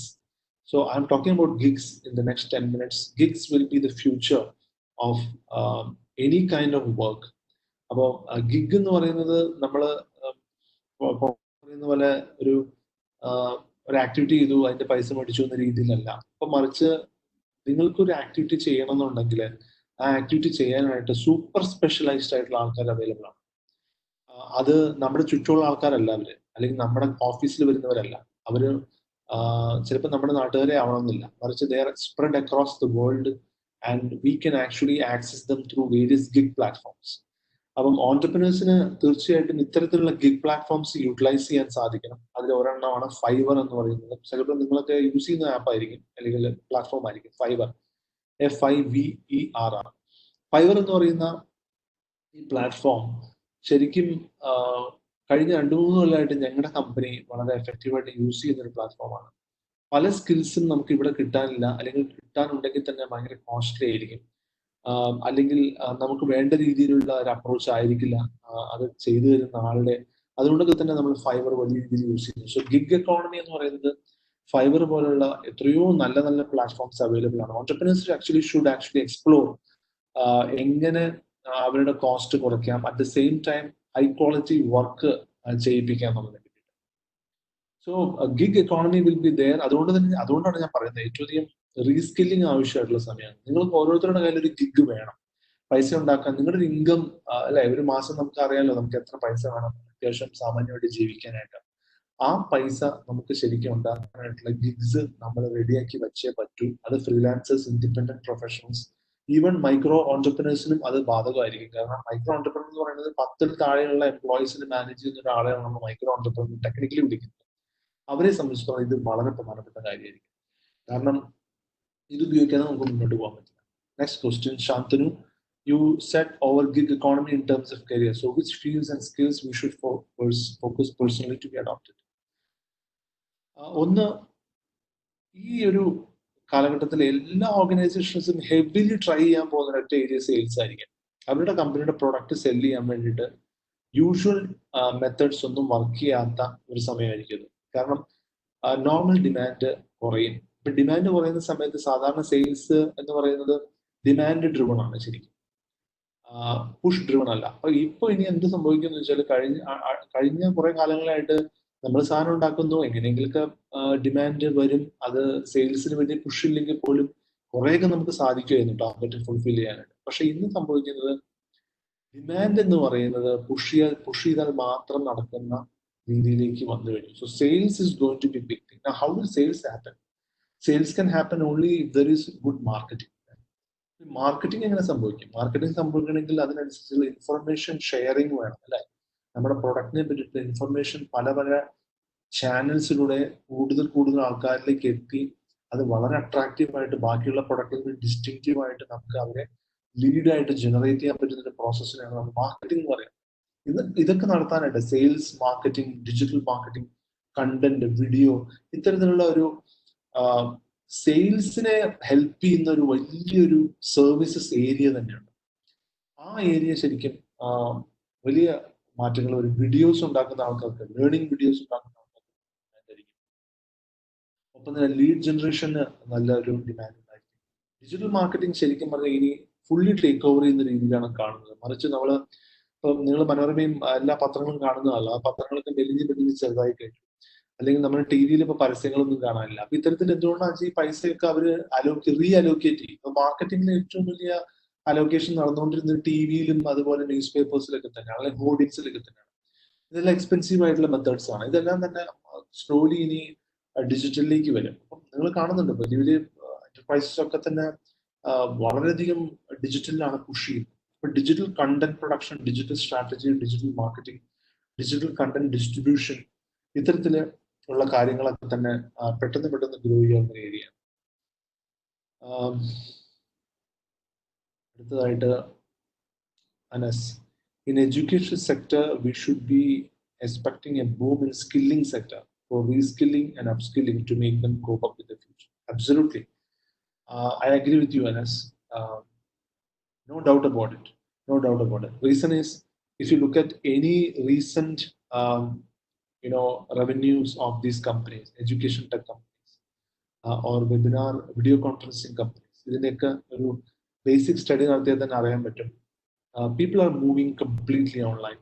ഇപ്പൊ തന്നെ എൻ്റെ മോൻ സ്കൂളിൽ പഠിക്കുന്നതിനേക്കാൾ കൂടുതൽ ശരിക്കും പറഞ്ഞാൽ ഓൺലൈനിൽ time കണ്ടെത്തി പഠിക്കുകയാണ്. ഇതിന്റെ അർത്ഥം എന്താണെന്ന് വെച്ച് കഴിഞ്ഞാൽ ഇതൊരു ഹാബിറ്റാണ്. Any business, if it becomes a habit for the consumers, അതൊരു സ്ട്രോങ് ബിസിനസ് ആണ്, അല്ലെ? അപ്പൊ നമ്മൾ എന്തുകൊണ്ട് ഫേസ്ബുക്ക് നമ്മുടെ ഒരു ഹാബിറ്റാണ്, ഇൻസ്റ്റഗ്രാം നമ്മുടെ ഒരു ഹാബിറ്റാണ്, അല്ലെ? വാട്സപ്പ് നമ്മുടെ ഒരു ഹാബിറ്റാണ്. അപ്പൊ അതുപോലെ എല്ലാ ഇന്റർനെറ്റ് കമ്പനീസും ശ്രമിക്കുന്നെന്ന് പറയുന്നത് അതിന്റെ അൾട്ടിമേറ്റ് കൺസ്യൂമേഴ്സിന് അതൊരു ഹാബിറ്റാക്കി മാറ്റുക എന്നുള്ളതാണ്. അപ്പൊ ഇപ്പൊ ഹാബിറ്റായിട്ട് നമ്മുടെ പുതിയ ഹാബിറ്റ്സ് എന്തൊക്കെയാണെന്ന് നമുക്ക് നോക്കിക്കഴിഞ്ഞാൽ അറിയാൻ പറ്റും ഏത് തരത്തിലാണ് അത് വരുന്നത്. ഒന്ന് മാസ്ക് ഇടുന്ന ഒരു പുതിയ ഹാബിറ്റായി. അപ്പം അതുപോലെ തന്നെ പല പുതിയ ഹാബിറ്റ്സും വരും. വീട്ടിൽ നിന്ന് വർക്ക് ചെയ്യുന്ന ഒരു പുതിയ ഹാബിറ്റായിട്ട് വരും. അപ്പൊ വീട്ടിലെ വർക്ക് ഡെസ്ക് ഇംപ്രൂവ്മെന്റും കാര്യങ്ങളൊക്കെ പുതിയ ഹാബിറ്റായിട്ട് വരും. പുതിയ ലാപ്ടോപ്പും പുതിയ ഡെസ്ക്ടോപ്പും നമ്മൾ മേടിക്കേണ്ടി വരും. കാരണം നമ്മുടെ എല്ലാ വർക്കും ഇതിനകത്താണ് ചെയ്യുന്നത്. നമ്മുടെ complete work is happening from our digital tools. അപ്പൊ ഇത്തരത്തിൽ പുതിയ habits will be the key thing for new businesses. Sripriya, will nations focus on protectionism rather than globalization after COVID is over? If so, what will be implications? Okay. രണ്ട് തരത്തിൽ കാണാം. ഒന്ന്, നമുക്ക് protectionism എന്ന് പറയുന്നത് നമ്മുടെ പല കൺട്രീസിൽ നിന്നും നമ്മൾ ഇമ്പോർട്ട് ചെയ്യുന്ന പ്രൊഡക്ട്സ് നമ്മൾ ഇമ്പോർട്ട് ചെയ്യുന്ന അവരോടുള്ള സ്നേഹം കൊണ്ടല്ല. അപ്പം നമുക്കത് ഇവിടെ ആ തരത്തിലുള്ള കോസ്റ്റിൽ, ആ ക്വാളിറ്റിയിൽ, ആ സ്റ്റാൻഡേർഡ്സിൽ, ആ ഒരു ടൈമിൽ സപ്ലൈ ചെയിൻ ഉണ്ടാക്കാൻ സാധിക്കാത്തതുകൊണ്ട് മാത്രമാണ് നമ്മൾ പല കമ്പനീസും നമ്മളെ ഇമ്പോർട്ട് ചെയ്യുന്നത്. For example China. ഇപ്പൊ ചൈന ഇത്രയും കോൺട്രിബ്യൂഷണൽ പോലും പല കമ്പനീസും നമ്മളിപ്പോഴും we are still open to import from there. പക്ഷെ ഈ ഒരു സിറ്റുവേഷനിൽ പല ബാക്കിയുള്ള കൺട്രീസും ചൈനയിൽ നിന്ന് ഇമ്പോർട്ട് കുറയ്ക്കുന്നു, അല്ലെങ്കിൽ അവിടെ നിന്നുള്ള കമ്പനീസ് അവരവരുടെ കമ്പനീസിനെ അവിടെ നിന്ന് മാറ്റാനുള്ള ശ്രമം നടത്തുന്നു. ഇത്തരത്തിലുള്ള ഒരു അതിനെ പ്രൊട്ടക്ഷനിസം എന്നതിനേക്കാൾ കൂടുതൽ ഞാൻ മനസ്സിലാക്കുന്നത് ഒരു ഷിഫ്റ്റ് വേണം എന്ന് മനസ്സിലാക്കുന്നു. അപ്പൊ അതുകൊണ്ട് തന്നെ U S companies which are based in China, South Korean companies which are based in China, Japanese companies which are based in China. Now, some of them would like to move from that location. അപ്പൊ അതിന് ചിലപ്പോൾ ഏറ്റവും വലിയ beneficiary ആയി മാറാൻ സാധ്യതയുള്ള, ഞാനതൊരു wishful ആയിട്ടുള്ള thinking ആണ്. അതുപോലെ തന്നെ ഇപ്പം പല വാർത്തകളും അതിനുമായിട്ട് ബന്ധപ്പെട്ട് വരുന്നുണ്ട്. പല സ്റ്റേറ്റുകളും ചൈനയിൽ നിന്ന് ബാക്കിയുള്ള രാജ്യങ്ങളിലെ കമ്പനികളെ ഇൻവൈറ്റ് ചെയ്യാനൊക്കെ ആയിട്ടുള്ള ഒരു സെറ്റപ്പ് ഒക്കെ ഉണ്ടാക്കി വരികയാണ്. അപ്പം there is a strong chance that India can get a lot of benefit out of moving these companies from China to India, and that will be like making India slightly growing as a manufacturing hub. We don't know. നമുക്കിപ്പോൾ അറിയില്ല, അതൊക്കെ ഒരു long term possibility മാത്രമാണ്. Covid എന്ന് പറയുന്നത് ഭയങ്കര fast moving ആയിട്ടുള്ളൊരു trend ആയതുകൊണ്ട് നമുക്ക് ഒരിക്കലും അത് ഇപ്പൊ ഒന്നും പറയാൻ പറ്റില്ല. ഓക്കെ, അതാണ് കാര്യം. So thanks for the questions basically. Now, coming back, gig economy, remote working, ഈ രണ്ട് കാര്യങ്ങൾ ഉപയോഗിച്ചുകൊണ്ട് സംരംഭകർക്ക് ഏത് തരത്തിലുള്ള അവസരങ്ങൾ ക്രിയേറ്റ് ചെയ്യാന്നുള്ളതായിരിക്കും നമ്മൾ നോക്കേണ്ടത്. ഇതിനകത്ത് ഒരു ഡിസ്കവറി പ്രോസസ്സ് തന്നെ നമ്മൾ സെറ്റപ്പ് ചെയ്യണം. നമ്മുടെ എക്സിസ്റ്റിംഗ് ആയിട്ടുള്ള ബിസിനസ്സും നമ്മൾ മെയിൻറ്റെയിൻ ചെയ്യുന്ന സമയത്തിൻ്റെ ഒപ്പം തന്നെ പുതിയൊരു സ്കില്ല് ഡെവലപ്പ് ചെയ്യാൻ ശ്രമിക്കുക. ഒപ്പം തന്നെ ആ സ്കില്ല് കൊണ്ട് നമുക്ക് പുതിയതായിട്ട് എന്തെങ്കിലും ചെയ്യാൻ സാധിക്കുമെന്ന് നോക്കുക. അതിന് ആവശ്യക്കാരുണ്ടോ എന്ന് നോക്കുക. കോൺസ്റ്റന്റ് സെർച്ച് ആണ് നമുക്ക് വേണ്ടത്. ഒപ്പം തന്നെ റിസർച്ചും വേണം. ഞാൻ എപ്പോഴും പറയുന്ന ഒരു കാര്യം, പല ആൾക്കാരും ഭയങ്കര സെർച്ച് വിദഗ്ധന്മാരാണ്. ഭയങ്കരമായിട്ട് അവർ അങ്ങോട്ടും ഇങ്ങോട്ടും പോകുന്നു, മനസ്സിലാക്കുന്നു, ചെയ്യുന്നു, പിടിക്കുന്നു. ഹെക്ടിക് സെർച്ച് ആണ് അവർ നടത്തുന്നത്. അപ്പൊ അതൊരു അപ്രോച്ചാണ്. ഹെക്ടിക് സെർച്ച് എന്ന് പറയുന്നത് ഭയങ്കര റാൻഡം ആയിട്ട് നമുക്ക് കിട്ടാവുന്ന ഓപ്പർച്യൂണിറ്റീസിന്റെ ഒരു അപ്രോച്ചാണ്. രണ്ടാമത്തെ അപ്രോച്ച് എന്ന് പറയുന്നത് റിസർച്ചാണ്. ലൈക്ക് ഒരു മേഖലയെ പറ്റി, നമുക്കൊരു കൺവിക്ഷനുള്ള മേഖലയെ പറ്റി നമ്മൾ വളരെ ഡീപ്പായി പോയി അതിൽ ഒരു മാസ്റ്ററായി ആ നീഷിൽ നമ്മളൊരു എക്സ്പെർട്ടായി മാറുമ്പോൾ നമുക്ക് കിട്ടുന്ന അഡ്വാൻറ്റേജ് എന്ന് പറയുന്നത് മച്ച് ബിഗർ ദാൻ ഒരു ഹെക്ടിക് സെർച്ച് നടത്തുന്ന ഒരാളെ സംബന്ധിച്ചിട്ട്. അപ്പം രണ്ട് അഭിപ്രായങ്ങളുണ്ട് പല ആൾക്കാർക്കും. Could you suggest some useful books on gig economy and remote working? Remote എന്ന് പറയുന്ന ഒരു ബുക്ക് തന്നെയുണ്ട്. അതാണ് ആദ്യം എഴുതിയത്. കാരണം 2011 എഴുതിയ ബുക്കാണത്. പക്ഷെ ഇപ്പോഴും വളരെ റെലവെന്റ് ആയിട്ടുള്ള ഒരു ബുക്കാണത്. ഇപ്പൊ സിലിക്കൺ വാലിയിലെ പല കമ്പനീസും ഇപ്പം most of them are now trying to see how they can work completely remote. അതിൽ ഇപ്പം for example you might know WordPress is a remote company, completely distributed work force ആണ് അവരുടെ. അപ്പം അങ്ങനെ നോക്കുകയാണെങ്കിൽ കുറേയധികം കമ്പനീസ് അവരുടെ റെന്റഡ് സ്പേസ് വേണ്ടെന്ന് വെച്ച് കംപ്ലീറ്റ്ലി റിമോട്ട് വർക്കിംഗ് അല്ലെങ്കിൽ what you call as A distributed teams, അതിനാണ് കറക്റ്റ് വാക്ക് അതാണ് പറഞ്ഞത്, ഡിസ്ട്രിബ്യൂട്ടഡ് ടീംസ് ആക്കി മാറ്റും. ഇതിന്റെ ഗുണം എന്ന് പറയുന്നത് നമുക്ക് ഒരു ടാലന്റ്, ഒരു ഹൈലി സ്പെഷ്യലൈസ്ഡ് ആയിട്ട് ഒരാള് ഓഫീസിൽ വരണമെന്ന് നിർബന്ധിക്കുമ്പോഴാണ് അയാൾക്ക് ചിലപ്പോൾ വേറൊരു ഡിസിഷൻ എടുക്കേണ്ടി വരും. സോ ഒരാളെ നമ്മളൊരു പ്രത്യേക ലൊക്കേഷനിലേക്ക് എത്തിക്കണം എന്ന് നിർബന്ധിക്കുമ്പോൾ ചിലപ്പോൾ ആൾക്ക് പല ബുദ്ധിമുട്ടുകൾ കൊണ്ട് സാധിക്കാതെ വരും. Now the talent has no geography. The talent can be anywhere. The talent needn't come to office, but they can add value at far lesser cost than a normal salaried employee, and more motivated than a salaried employee, more super specialized than a salaried employee. അപ്പം gig economy is about having independent professionals who are highly specialized, who are specialized in that area which we are looking for. For example, ഇപ്പോൾ ഒരു banking മേഖലയിൽ ഒരു gig ആണ് നമ്മൾ നോക്കുന്നതെങ്കിൽ ആ ബാങ്കിങ്ങിലെ already work ചെയ്ത ഒരാളെ നമുക്ക് ഓൾറെഡി വേറൊരു സ്ഥലത്ത് അവൈലബിൾ ആണ് എന്നുള്ള possibility is actually making the whole opportunity much attractive. അതിനെന്ന് വെച്ചാൽ നമ്മൾ അന്വേഷിച്ച് പോയി കഴിഞ്ഞാൽ ചിലപ്പോൾ നമുക്കത് കിട്ടണമെന്നില്ല. So gig is all about upskilling. So how do we provide gigs? ഞാൻ ഇപ്പോൾ പറയാറുന്ന ഒരു കാര്യം, ഡിജിറ്റൽ ഏരിയയിൽ ആണ് ഏറ്റവും അധികം ഗിഗുകൾ നമ്മൾ പരിചയപ്പെട്ടിട്ടുള്ളത്. ഒരു 1 hour സെഷൻ കൊടുക്കുന്നത് ചിലപ്പോൾ ഗിഗാവും. അപ്പൊ ഞാനിപ്പോ ചെയ്യുന്നൊരു ഗിഗാക്കി മാറ്റാൻ, അല്ലെങ്കിൽ ഒരു വെബ്സൈറ്റ് ഓഡിറ്റ് നടത്തുന്ന ഒരു ഗിഗായിരിക്കും, അല്ലെങ്കിൽ ഒരു വെബ്സൈറ്റ് ഡിസൈൻ ചെയ്ത് കൊടുക്കുന്ന ഗിഗ് ആയിരിക്കും, അല്ലെങ്കിൽ ഞാനൊരു 25 സെക്കൻഡിന്റെ വീഡിയോ ഉണ്ടാക്കി കൊടുക്കുന്ന ഒരു ഗിഗ്സ്റ്റർ ആയിരിക്കാം, അല്ലെങ്കിൽ സോഷ്യൽ മീഡിയ ക്യാമ്പയിൻസ് ചെയ്യുന്ന നല്ലൊരു ഗിഗ്സ്റ്റർ ആയിരിക്കും. അപ്പൊ ഓരോ ആക്ടിവിറ്റിക്കും സ്പെഷ്യലൈസേഷൻ ആണ് ശരിക്കും അവരുടെ എഫക്റ്റീവ്നെസ്സിനെ കൂട്ടുന്ന ഒരു കാര്യം. So it's like this: when you acquire a skill, you do it repeatedly over a period of time, and you improvise your game.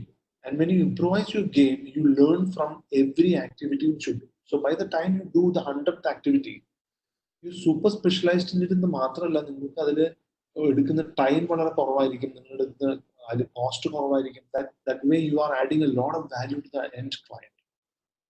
അപ്പം അത്തരത്തിലുള്ള ഒരു തിങ്കിങ്ങും ഒക്കെ തന്നെ ഈ ഒരു ക്രൈസിസ് കൊണ്ട് ചിലപ്പോൾ പല എന്റർപ്രൈസസിനും വരുന്നുണ്ട്. They will move from, ഇപ്പം പല എന്റർപ്രൈസസും പറയും ഞങ്ങൾ ഓൾറെഡി ഇന്റേണൽ ടീംസ് ഉണ്ട് അത് ചെയ്യാനായിട്ട്. പക്ഷെ ഇന്റേണൽ ടീംസിന്റെ പ്രശ്നം എന്ന് വെച്ചാൽ അവരിപ്പോൾ ഓൾറെഡി വർക്ക് ഫ്രം ഹോം ആണ്. So that actually gives a person who is sitting outside to get the work from a large enterprise. ഇതെല്ലാം സാധ്യതകളായിട്ട് മാത്രമേ നമുക്ക് കാണാൻ പറ്റൂ. Basically entrepreneurship is all about finding opportunities. നമ്മൾ അതിനകത്ത് ഒരു പേടിച്ചിരുന്നിട്ട് കാര്യമില്ല. So we have to always seek opportunities, find out what it is, and then have to go rage into it. Right?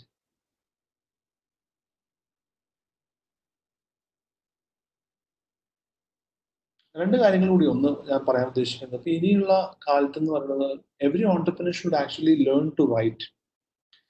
അപ്പം നിങ്ങൾ ചോദിക്കാൻ whether entrepreneurs are writers. No, entrepreneurs needn't be writers, but what is going to happen is a lot of communication will be in writing. So for example, you want to write a product description, it will be writing. If you want to write about your product in Facebook or any other platform, it will be writing. If you want to if you want to make a video and you want to make a script for it, that will be writing. So learning to write is a very important skill. അപ്പോൾ അത് മലയാളത്തിലാണെങ്കിലും ഇംഗ്ലീഷിലാണെങ്കിലും അതിൻ്റെ effectiveness കൂട്ടാനായിട്ട് നമ്മൾ എപ്പോഴും entrepreneur ശ്രമിച്ചുകൊണ്ടിരിക്കും. കാരണം ultimately we all are going to work for ourselves. ഇത് പണ്ടത്തെ പോലെ നമ്മളാവും. നമ്മൾ ശരിക്കും ഈ entrepreneurship was always there in our human thing. It is nothing new. നമ്മൾ ഇൻഡസ്ട്രിയൽ ഏജ് മുതലാണ് എംപ്ലോയ്മെന്റ് ഒക്കെ കണ്ടിട്ടുള്ളത്. അതിന് മുമ്പ് നമ്മളെല്ലാവരും ഓണ്ടർപ്രനേഴ്സ് ആണ്. പലരും വർക്ക് ഫ്രം ഹോമിനെ പറ്റിയൊക്കെ ചോദിക്കുന്ന സമയത്ത് ഞാൻ പറയും, work from home was always there. Doctors work from home ആയിരുന്നു. അവരുടെ വീടിന്റെ അടുത്തുള്ളൊരു റൂം അവർ ക്ലിനിക്കാക്കി മാറ്റി അവിടെ ആയിരുന്നു വർക്ക് ചെയ്തത്.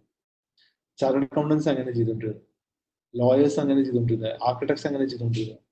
പിന്നീട് അതിന് ഓഫീസും ഗമയും നമ്മൾ പറയില്ലേ, അങ്ങനെ ഒരു രീതിയിലേക്ക് പിന്നെയാണ് വന്നത്. ബിക്കോസ് നമ്മൾ സോഷ്യൽ സ്റ്റേറ്റസ് നമുക്ക് കാണിക്കാനായിട്ട്. പക്ഷെ ഇപ്പൊ ഇനി അതിനകത്ത് സ്റ്റാറ്റസ് ബേസ്ഡ് ആയിട്ടുള്ള കാര്യങ്ങളൊക്കെ ഉപരിയായിട്ട് സ്കിൽ ബേസ്ഡ് ആയിട്ടുള്ള കാര്യങ്ങളിലേക്ക് നമ്മൾ ഷിഫ്റ്റ് പോകണം.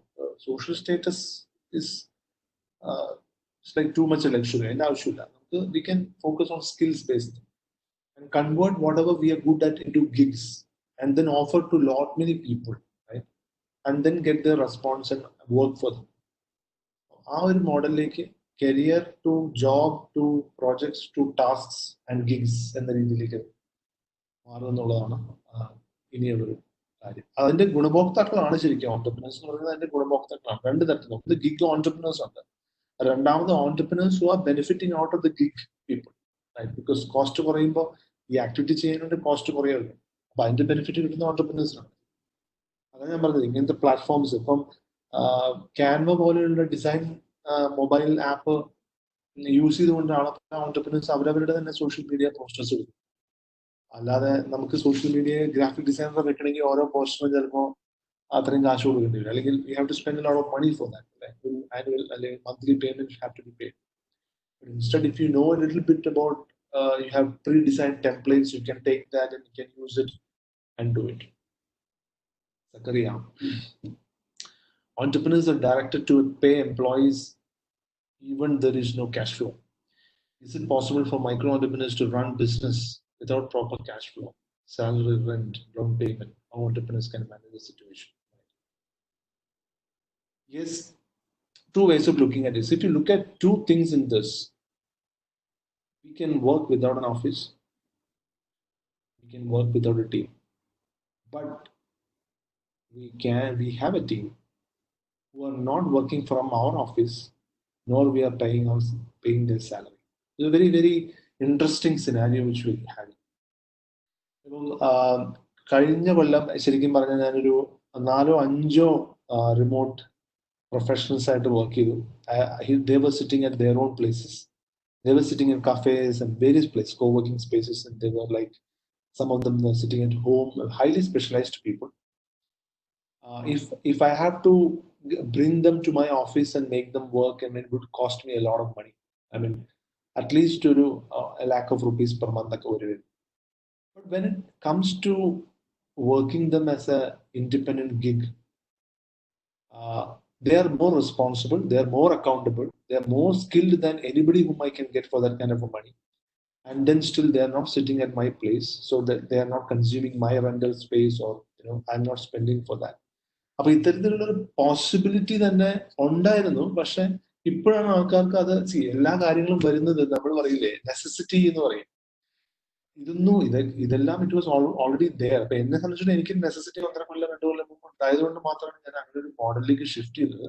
കോവിഡ് വരുന്നതിന് മുമ്പേ അങ്ങനത്തെ ഒരു മോഡലിലേക്ക് ഷിഫ്റ്റ് ചെയ്യാൻ എനിക്ക് നിർബന്ധിതനായി because of my business structure. എനിക്ക് അങ്ങനെ ചെയ്യേണ്ടി വന്നു. ഇന്ന് like every business structure will have to do that.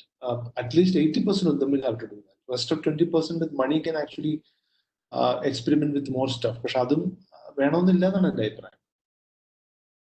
അപ്പം Jason, can you suggest other places like Fiverr for doing a comparison of cost for gigs? Yes. Indian Fiverr ഉണ്ട്, gig India എന്ന് പറഞ്ഞിട്ട് ഒരു പ്ലാറ്റ്ഫോം ഉണ്ട്. ഒപ്പം തന്നെ നിങ്ങൾ വെറുതെ just have casual Google search and you can go to each website. See Fiverr തന്നെ ആക്ച്വലി ഒരു ഒരൊറ്റ കമ്പനി അല്ല അത്. ശരിക്കും അതൊരു 10,000-കണക്കിന് വരുന്ന പ്രൊഫഷണൽസ് അവരുടെ സ്വന്തം റേറ്റ് ഇട്ടിട്ടാണ് അത് ചെയ്യുന്നത്. നാളെ എനിക്ക് ഫൈവറിൽ $5 സർവീസ് കൊടുക്കാൻ പറ്റും. കാരണം എനിക്കിപ്പോ അവിടെ ഒരു 100 റിവ്യൂ കിട്ടിയാൽ മാത്രമേ എന്റെ പ്രൊഡക്ട്സ് കൂടുതൽ ആൾക്കാർ മേടിക്കുള്ളൂ എന്നുണ്ടെങ്കിൽ I can offer my service at $5 fee. And then a lot of people will come to me and I do that. And then they give good reviews because they get good value for money, right? So price is what you pay and basically value is what you get. Value കിട്ടിക്കഴിഞ്ഞാൽ price ഇത്രയും കുറവാണെങ്കിൽ they are ready to give me good reviews. That will actually improve my possibilities to get more and more gigs at less span of time. Fiverr എന്ന് പറയുന്നത് ഒറ്റ platform അല്ല. It is actually many people, many professionals who are actually putting their work for a fee, sometimes very competitively. ഞങ്ങൾ തന്നെ ഇപ്പോൾ ഈ കഴിഞ്ഞ ഒരു മാസമായിട്ട് ഫൈവറിൽ നടത്തിയ പല വർക്കുകളും ശരിക്കും 20-30% കുറവാണെന്ന് എനിക്ക് തോന്നിയിട്ടുണ്ട്. കാരണം അവരുടെ ബിഡിങ്, അവരുടെ റേറ്റ് അവർ കുറച്ചുകൊണ്ടിരിക്കും, കൂട്ടിയും കുറച്ച്, depending on their demand, basically demand. അതുപോലെ തന്നെ of course sometimes they give some discounts and things like that. So but again, if we calculate അതിന്റെയൊക്കെ total project cost, നമ്മൾ 10 project ചെയ്തു in a month. Similarly, 10 project നമ്മൾ വേറൊരു കാര്യം ആളെ കൊണ്ട് ചെയ്യിപ്പിക്കുന്നതിന് cost a lot of money and also a lot of our time. Here there is a clear process, there is a clear way of doing it, a clear benchmark is given on what needs to be done. We also get to see their portfolio. അപ്പൊ അങ്ങനെ trusted ആയിട്ടുള്ള, verified ആയിട്ടുള്ള ഒരു system ആണ് ഈ പറയുന്ന gig platforms ഒക്കെ തന്നെ. അത് കൂടുതലായിട്ട് ഓൺടർപ്രനേഴ്സ് യൂസ് ചെയ്യും എന്ന ഒരു രീതിയിലാണ് നമ്മുടെ കാര്യങ്ങൾ പോയിക്കൊണ്ടിരിക്കുന്നത്. Yesterday, one of my friend was messaging me saying that he is looking to hire a digital marketing guy, and then we discussed on phone. So, and then what happened is he was trying to pay some 70,000-80,000 rupees per month for a senior position, and like a middle level position in his company. And so then he finally understood that it would be difficult. കാരണം ഒരാളെ കിട്ടാനായിട്ട് തന്നെ സമയം പിടിക്കും, interview ചെയ്യണം. Now it is not possible and they have to work from home. Instead, whatever he wants to get the job done, he can divide it into tasks and can allocate to various gig people, right? And still save money and get higher quality of work. അപ്പം ഇങ്ങനെ പല ഓപ്ഷൻസിലേക്കാണ് പോയിക്കൊണ്ടിരിക്കുന്നത്. So talking about business transformation എന്ന് പറയുന്നത്, നമ്മൾ business ചെയ്യുന്ന process മാറാം, നമ്മുടെ പ്രൊഡക്റ്റ് മാറാം, നമ്മുടെ സർവീസസിന്റെ പ്രൈസിങ് മാറാം, നമ്മുടെ മാർക്കറ്റ് മാറാം. പല it could be all combination of different changes which is happening. So and you are the best people. See, entrepreneurs are the best people to evaluate their own businesses, but we don't do that. The reason is we are scared to do that. കാരണം എന്തെങ്കിലും മാറ്റം വരുത്തി അതിനകത്ത് നമുക്ക് ബുദ്ധിമുട്ട് വരുമെന്നുള്ള പേടി കൊണ്ടാണ്. അപ്പം now we don't have to fear because the biggest fear is there. So nothing beyond that.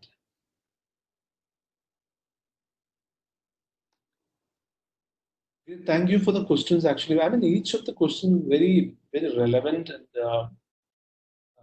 like I did this whole program in Malayalam.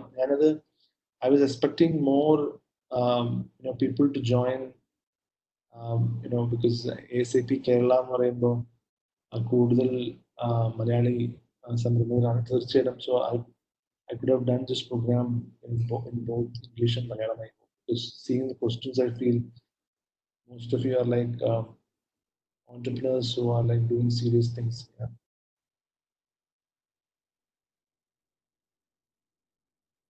Actually ഒരു ക്വസ്റ്റ്യനും കൂടി ഉണ്ട്. എനിക്ക് ഓഫ്ലൈന് കിട്ടിയ ഒരു ക്വസ്റ്റ്യൻ ആണ്. രാവിലെ ഫോൺ വിളിച്ച ഒരാള്, അയാൾക്ക് അറ്റൻഡ് ചെയ്യാൻ പറ്റാത്തതുകൊണ്ട് എന്നോട് ഫോണിലൂടെ ചോദിച്ചൊരു ചോദ്യമാണ്. ആക്ച്വലി ഈ ഇപ്പൊ ഒരു ഇന്റർനെറ്റിന്റെ ഒരു പ്രസരം വരുന്നുണ്ടല്ലോ, ഡിജിറ്റൽ ഫോമിലേക്ക് എല്ലാം മാറുന്ന സമയത്ത് ഒരു സ്മാൾ ബിസിനസ് ഓണർക്ക് എങ്ങനെ അവരുടെ മോഡൽ, അവരുടെ ബിസിനസ് എങ്ങനെ കൺവേർട്ട് ചെയ്യാം, എങ്ങനെ കോമ്പറ്റീവ് ആയിട്ട് പിടിച്ചു നിൽക്കാം എന്നുള്ള രീതിയിൽ ഒരു ചോദ്യം വന്നിട്ടുണ്ട്. Actually he is doing some retail business ആണ് അദ്ദേഹം ചെയ്യുന്നത്. എങ്ങനെ അവർക്ക് ഈ ഡിജിറ്റൽ ഫീൽഡിൽ പിടിച്ചു നിൽക്കാം? പ്രത്യേകിച്ചും ഈ നേരത്തെ നമ്മൾ സംസാരിച്ച പോലെ മെഡിക്കൽ ഷോപ്പുകൾ ഓൺലൈനായിട്ട് ഡെലിവറി സ്റ്റാർട്ട് ചെയ്യാൻ തുടങ്ങുന്നു, അതുപോലെ സൂപ്പർ മാർക്കറ്റ്സുകൾ സ്റ്റാർട്ട് ചെയ്യുന്നു. അപ്പൊ ഇങ്ങനെയുള്ള പലപ്പോഴും ഈ പറഞ്ഞ പോലെ മൈക്രോ ബിസിനസ് പേഴ്സൺസിനെ എങ്ങനെ പിടിച്ചു നിൽക്കാൻ എന്ത് ചെയ്യും എന്നൊരു ചോദ്യം ചോദിച്ചിട്ടുണ്ട്. അപ്പം ഇത് നമ്മുടെ ലോക്കലൈസേഷൻ ഓഫ് ബിസിനസ്സോട് കണക്റ്റഡുമാണ്. അപ്പം എല്ലാ ഡിജിറ്റൽ ബിസിനസ്സും ഗ്ലോബൽ ബിസിനസ് ആണോ നിർബന്ധമില്ല. അതിൽ ഏറ്റവും പ്രധാനപ്പെട്ട കാര്യം, ഇപ്പൊ നിങ്ങൾ പറഞ്ഞ റീറ്റെയിൽ ഷോപ്പ് ആണെങ്കിൽ റീറ്റെയിൽ ഷോപ്പിന്റെ ഏറ്റവും പ്രധാനപ്പെട്ട മോഡൽ എന്ന് പറയുന്നത് അതൊരു ഫിസിക്കൽ സ്റ്റോർ ആണ്. ആ ഫിസിക്കൽ സ്റ്റോറിൽ ആൾക്കാർ വരുന്നു, ആൾക്കാർ വന്ന് സാധനം മേടിക്കുന്നു. ആ സ്റ്റോർ അത്യാവശ്യം നല്ല ലൊക്കേഷനിലാണെങ്കിൽ ആൾക്കാർ കൂടുതൽ വരുന്നു, നല്ല സർവീസ് ആണെങ്കിൽ കൂടുതൽ ആൾക്കാർ വരുന്നു. ഇറ്റ്സ് എ മോഡൽ അല്ലെ. ഇതിൽ നിന്ന് മാറി എങ്ങനെ ആ പ്രൊഡക്റ്റുകൾ ഇപ്പം വാങ്ങിക്കാനായിട്ട് ആൾക്കാർ വരുന്ന സിറ്റുവേഷൻ കുറവായിരിക്കും. കാരണം ആളുകൾ ഇനി കുറച്ചു കാലത്തേക്ക് ഇനി സോഷ്യൽ ഡിസ്റ്റൻസിങ് നോംസ് വെച്ചിട്ട് ഇപ്പോൾ ഉള്ളതിനേക്കാൾ 50% കുറവ് ആൾക്കാർ, അല്ലെങ്കിൽ അതിലും കുറവായിരിക്കും ആൾക്കാർക്ക് പൊതുവെ പുറത്തു പോകാനുള്ള താല്പര്യങ്ങൾ കുറയും. എസ്പെഷ്യലി മേ ബി ചില ഗ്രാമങ്ങളിലും സ്മോൾ ടൗൺസിലൊക്കെ അങ്ങനത്തെ ആൾക്കാരുണ്ടായിരിക്കും, പക്ഷെ തിരക്കുള്ള സ്ഥലങ്ങളിലേക്ക് പോകാനായിട്ട് താല്പര്യം. ഈ സമയത്ത് തന്നെ പക്ഷെ പ്രൊഡക്റ്റിന്റെ ഡിമാൻഡ്, നമുക്ക് ആവശ്യമുള്ള പ്രൊഡക്ട്സ് എത്തിക്കുക എന്നുള്ളത് ഡിസ്ട്രിബ്യൂഷനിൽ ചിലപ്പോൾ നമുക്കൊരു വ്യത്യാസം കിട്ടാൻ പറ്റും. അപ്പൊ ഈ ഇദ്ദേഹം തന്നെ ഇപ്പൊ ചോദ്യം ചോദിച്ച ആള് തന്നെ ഓന്റർപ്രണർ, റീറ്റെയിൽ ഓന്റർപ്രണർ ആണ്. Is he ready to change എന്നുള്ളതാണ് first question. Second, what is the change which he can bring in his business? Is it distribution change, or is it price change, or is something else? അത് നമുക്കറിയില്ല. അപ്പം അദ്ദേഹം തന്നെ അത് തീരുമാനിക്കേണ്ട ഒരു കാര്യമാണ് എന്ത് തരത്തിലുള്ള ഒരു ചേഞ്ച് ആയിരിക്കും personally what he can do. Everything ഞാൻ ആദ്യം തന്നെ പറഞ്ഞല്ലോ, സെൽഫ് ട്രാൻസ്ഫോർമേഷൻ ആണ് കംപ്ലീറ്റ് എക്സസൈസ്. ചിലർക്ക് ചില ബിസിനസിന്റെ മോഡൽ മാറ്റുമ്പോൾ തന്നെ അവർക്ക് അത് സഹിക്കാൻ പറ്റാത്ത രീതിയിലേക്ക് ആയിരിക്കും. അതൊന്നും നോക്കിയിട്ട് കാര്യമില്ല, മറിച്ച് whether he can talk to 200 customers. So basically a retail store is about close, ഒരു niche customer base ആയിരിക്കും അവർക്ക്. ആ കസ്റ്റമർ ബേസുമായിട്ട് സംസാരിച്ച് അവരുടെ ഓരോരുത്തരുടെ നമ്പർ വാങ്ങിച്ച്, അല്ലെങ്കിൽ creating some kind of a community. അപ്പം എൻ്റെ ഒരു സുഹൃത്ത് തന്നെ actually he moved to a European country 2 years back. He's a young friend of mine. And അവിടെ പോയിട്ട് പൈസ ഉണ്ടാക്കാൻ വേണ്ടിയിട്ട് അവർ ചെയ്തത് എന്താ വെച്ചാൽ, അങ്ങനെ ഐ ടി കമ്പനിയുടെ CEO ഒക്കെയാണ്. പക്ഷെ എന്നാൽ പോലും he created a small community in WhatsApp, and then whenever they want something they will put there. അപ്പം വെറും ഒരു വാട്സപ്പ് കൊണ്ട് തന്നെ, ശരിക്കും I'm just giving a very small example, okay? WhatsApp കൊണ്ട് തന്നെ ബിസിനസ് എല്ലാ ദിവസവും ഒരു ക്യാഷ് ഫ്ലോ വരാനുള്ള ഒരു ചാനൽ കയറിയിട്ടു എന്ന് പറയാം. അപ്പൊ ഇങ്ങനെ ഒരു ഇൻകം വരാനുള്ള ചാനല് നമ്മൾ തുറന്നു വെക്കുക എന്നുള്ളത് ഭയങ്കര ഇമ്പോർട്ടന്റ് ആയിട്ടുള്ള അവസ്ഥയാണ്. ചിലപ്പോൾ അത് നമ്മുടെ എക്സിസ്റ്റിംഗ് ആയിട്ടുള്ള മോഡലിൽ നിന്ന് വളരെ വ്യത്യസ്തപ്പെട്ട ഒരു മോഡലായിരിക്കും. But whether you are willing to do it എന്നുള്ളതാണ് ഓൺടർപ്രണർ സംബന്ധിച്ചുള്ള കേസാണ്. ഞാൻ പറഞ്ഞില്ല, ഇപ്പൊ മെഡിക്കൽ ഷോപ്പ് ഡിസ്ട്രിബ്യൂഷന് വലിയൊരു ഏരിയ ആയി മാറിയിരിക്കും. കാരണം ആളുകൾ വീട്ടിൽ തന്നെ ആയിരിക്കും കൂടുതൽ ടൈം ഇരിക്കുന്നത്. ഈ സമയത്ത് എങ്ങനെ ഈ സാധനം എത്തിക്കാൻ പറ്റും? ആമസോൺ പോലെയുള്ള, ഓഫ് കോഴ്സ് ഈ ലോക്ക്ഡൌൺ കഴിഞ്ഞ് ആമസോണും അല്ലെങ്കിൽ ബാക്കിയുള്ള ആപ്പുകളൊക്കെ ഓപ്പൺ അപ്പ് ആയാൽ പോലും ലോയൽറ്റി ബേസിസിൽ ചിലപ്പോൾ നമുക്ക് ചെറിയ ലോക്കൽ പാർട്ട്നേഴ്സിനും അല്ലെങ്കിൽ ലോക്കൽ പ്ലേയേഴ്സിനും കൂടുതൽ കാര്യങ്ങൾ ചെയ്യാൻ സാധിക്കുമെന്നാണ് എനിക്ക് തോന്നുന്നത്. കാരണം അതാണ് നമ്മൾ ചുറ്റുവട്ടം കാണുന്നതാണ്. ചെറിയ ബേസിക് ടൈപ്പ് ബിസിനസ്സുകളിലേക്ക് എല്ലാവരും പോകും. എസെൻഷ്യൽ സ്റ്റോഴ്സ് എന്ന് പറയുന്നത് നമ്മൾ എത്രമാത്രം കോവിഡ് ആണെങ്കിൽ പോലും നമ്മുടെ എക്സിസ്റ്റിംഗ് കൺസെപ്ഷൻ വല്ലാതെ കുറയ്ക്കുന്നില്ല. കാരണം നമ്മളൊരു ബേസിക് ലൈഫ് സ്റ്റൈൽ നമ്മൾ സെറ്റ് ചെയ്തിട്ടുണ്ട്, അതിൽ നിന്നും വല്ലാതെ കുറയുന്നില്ല. അപ്പൊ അതിനാവശ്യമായിട്ടുള്ള എല്ലാ സാധനങ്ങളും നമുക്ക് വേണം. അതിന് ഡിസ്ട്രിബ്യൂഷൻ ആവശ്യമായിട്ട് വരും. അതിന് എങ്ങനെയൊക്കെ ഡിജിറ്റൽ ടൂൾസ് ഉപയോഗിച്ചുകൊണ്ട്, ഡിജിറ്റൽ ടൂൾ എന്ന് പറയുമ്പോൾ എല്ലാം തന്നെ മെജന്റോ ഇ-കൊമേഴ്സ് ആവണം നിർബന്ധം. മറിച്ച് നമുക്ക് വളരെ സിമ്പിൾ ആയിട്ടുള്ള മോഡൽസ് ഉപയോഗിച്ചുകൊണ്ട് ചെറിയ കമ്മ്യൂണിറ്റി ബിൽഡ് ചെയ്തുകൊണ്ട് തന്നെ നമുക്ക് ചെയ്യാം. ഈവൻ പല ബിസിനസ്സുകൾ അങ്ങനെയാണ്. ആപ്പ് ഒന്നും ബിൽഡ് ചെയ്യണം നിർബന്ധമൊന്നുമില്ല, മറിച്ച് it could be just starting with a number saying that I'm ready to do it. അങ്ങനെയാണ് നമ്മൾ കാണുന്നത്. ഡിജിറ്റലൈസേഷൻ എന്ന് പറയുന്നത് ഫുള്ളി ഓട്ടോമേറ്റഡ് ആയിട്ടുള്ള ഒരു സിസ്റ്റം അവിടെ നിർബന്ധമില്ല. It could be one income channel you are adding to your business in this time of crisis, to start with, and then trying to put your efforts to it and see what kind of response comes. ഇപ്പൊ അതിന് response ഇല്ലെങ്കിൽ നമ്മൾ slightly അതിന് difference ചെയ്ത് അതിന്റെ response കിട്ടുന്ന മേഖലകളിലേക്ക് മാറ്റാം. I think that's what we have been doing always. As an entrepreneur, we are always open. നമ്മുടെ മനസ്സിനെ ഓപ്പൺ ആയിരിക്കും. ഞാൻ ആദ്യം പറഞ്ഞ പോലെ സെൻസ് ഓഫ് ഐഡന്റിറ്റി എന്ന് പറയുന്ന ഒരു വലിയ പ്രശ്നം നമ്മൾ എല്ലാവരും വരും. അത് നമ്മുടെ ഹ്യൂമൻ ടെൻഡൻസിയാണ്. അതും ഇതിന്റെ ഒരു ഭാഗമാണ്. It is not just about opportunity. It's also about how we identify ourselves with the business. What are we willing to do for it? What are we willing to change ourselves for that? Right? അപ്പൊ അതിന് നല്ല examples കാണുകയും പല രണ്ട് set of ഓണ്ടർപ്രിനേഴ്സ് ഉണ്ട്. ഒന്ന് ഒരു example കണ്ട് അത് സക്സസ് ആയാൽ അത് പെട്ടെന്ന് തന്നെ ഫോളോ സെറ്റ് ഓണ്ടർപ്രിനേഴ്സ് ഉണ്ട്. ഒരു എക്സാമ്പിൾ ക്രിയേറ്റ് ചെയ്യുന്ന ഓണ്ടർപ്രിനേഴ്സ് ഉണ്ട്. ഒരു എക്സാമ്പിളും ഇല്ലെങ്കിലും സ്വയം ഐഡിയയുടെ പുറത്ത് ബിൽഡ് ചെയ്ത് ചിലപ്പോൾ ഫ്ലോപ്പ് ആവും, പക്ഷെ ചിലപ്പോൾ അത് ക്ലിക്ക് ആവാനുള്ള സാധ്യതയുണ്ട്. ആ തരത്തിലുള്ള ഭയങ്കര ഡിസ്കവറി മോഡൽ ഓണ്ടർപ്രിനേഴ്സ് ഉണ്ട്. അപ്പം ഇതെല്ലാം ഉണ്ട്. പക്ഷെ ഈ ഡിജിറ്റലിന് കൂടുതൽ ഡിസ്കവറി മോഡൽ ഓണ്ടർപ്രിനേഴ്സ് ആണ് കാണുന്നത്. കാരണം അവരിതിനു മുമ്പ് വിചാരിക്കാത്ത പല കാര്യങ്ങളുമാണ് അവർ ചെയ്തുകൊണ്ടിരിക്കുന്നത്. അവർ തുടങ്ങുമ്പോൾ തന്നെ അവർ വിചാരിച്ചിട്ടുണ്ട് അവർ ഇത്തരത്തിലാണ് ഇത് പോകാൻ സാധ്യത. Because customer response is key thing for any kind of business success. നമ്മൾ ചിലപ്പോൾ ഭയങ്കര ഫാൻസിഫുൾ ആയിട്ട് ചിന്തിച്ച്, നമ്മൾ ഡ്രീമി ആയിട്ട് ചിന്തിച്ച് ഒരു കോൺസെപ്റ്റ് അതിഭയങ്കരമാണെന്നൊക്കെ വിചാരിക്കും. പക്ഷെ ചിലപ്പോൾ അതിനൊരു റെസ്പോൺസ് കാണത്തില്ല. വളരെ സിമ്പിൾ ആയിട്ടുള്ള ഐറ്റത്തിനായിരിക്കും നമുക്ക് റെസ്പോൺസ് കിട്ടുന്നത്. So it depends on how you look at it. I hope I answered the question. I don't know. ഇതാണ് എൻ്റെ ഒരു ടേക്ക് ആയിരുന്നത്. നമുക്ക് ഇന്നത്തെ സെഷൻ നമ്മൾ ഇവിടെ വൈൻഡപ്പ് ചെയ്യാണ്. വളരെ യൂസ്ഫുൾ സെഷൻ ആയിരുന്നു. ഈ സെഷന്റെ യൂട്യൂബ് നമ്മൾ സെഷൻ യൂട്യൂബ് ചാനലിൽ അപ്ലോഡ് ചെയ്യും. ആ ലിങ്ക് നമ്മുടെ സെർച്ച് ചെയ്യുകയും തെരച്ച് കാണാനും പറ്റുന്നതാണ്. ഈ ഫർദർ എന്തെങ്കിലും ക്ലാരിഫിക്കേഷനോ കോൺടാക്ട്സ് ഉണ്ടെങ്കിൽ ഞങ്ങളെ കോൺടാക്ട് ചെയ്യാം. ഞങ്ങൾ അതനുസരിച്ചിട്ടുള്ള ഡയറക്ഷനും കാര്യങ്ങളും തരുന്നതാണ്. അപ്പോൾ ഇന്നത്തെ ഈ ഒരു സെഷൻ പ്രത്യേകിച്ച് ഈ കോവിഡ് സമയത്ത് എങ്ങനെ ബിസിനസ് മുന്നോട്ട് പോകുന്ന സെഷൻ വളരെ യൂസ്ഫുൾ ആയിട്ടുണ്ടെന്ന് തന്നെ വിശ്വസിക്കുന്നു. അസാപ്പിന്റെ പേരിലും ഞങ്ങളുടെ മൊത്തം ടീമിന്റെ പേരിലും കുമാറിനെ പേഴ്സണലി നന്ദി പറയുകയാണ്. Thank you from our side for joining us with webinar session despite your busy schedule. അത് തന്നെ പറഞ്ഞല്ലോ, എത്രയും ബിസിനസ്സുകളും എല്ലാം കൊണ്ടു നടക്കുന്ന സമയത്തും നമുക്ക് വേണ്ടിയിട്ടൊരു സമയം കണ്ടെത്തിയതിന് വളരെയധികം നന്ദി പറയുകയാണ്. Thank U. അതുപോലെ തന്നെ ഇന്ന് ഇവിടെ ജോയിൻ ചെയ്ത പാർട്ടിസിപ്പൻസിനും വളരെ നന്ദി പറയുകയാണ്, സമയം കണ്ടെത്തി ഞങ്ങളുടെ കൂടെ ജോയിൻ ചെയ്തതിന്. Thank you for everyone who stayed the whole. Thank you all. So bye. അടുത്തൊരു സെഷനിൽ വീണ്ടും കാണാം. Thank you. Thank you.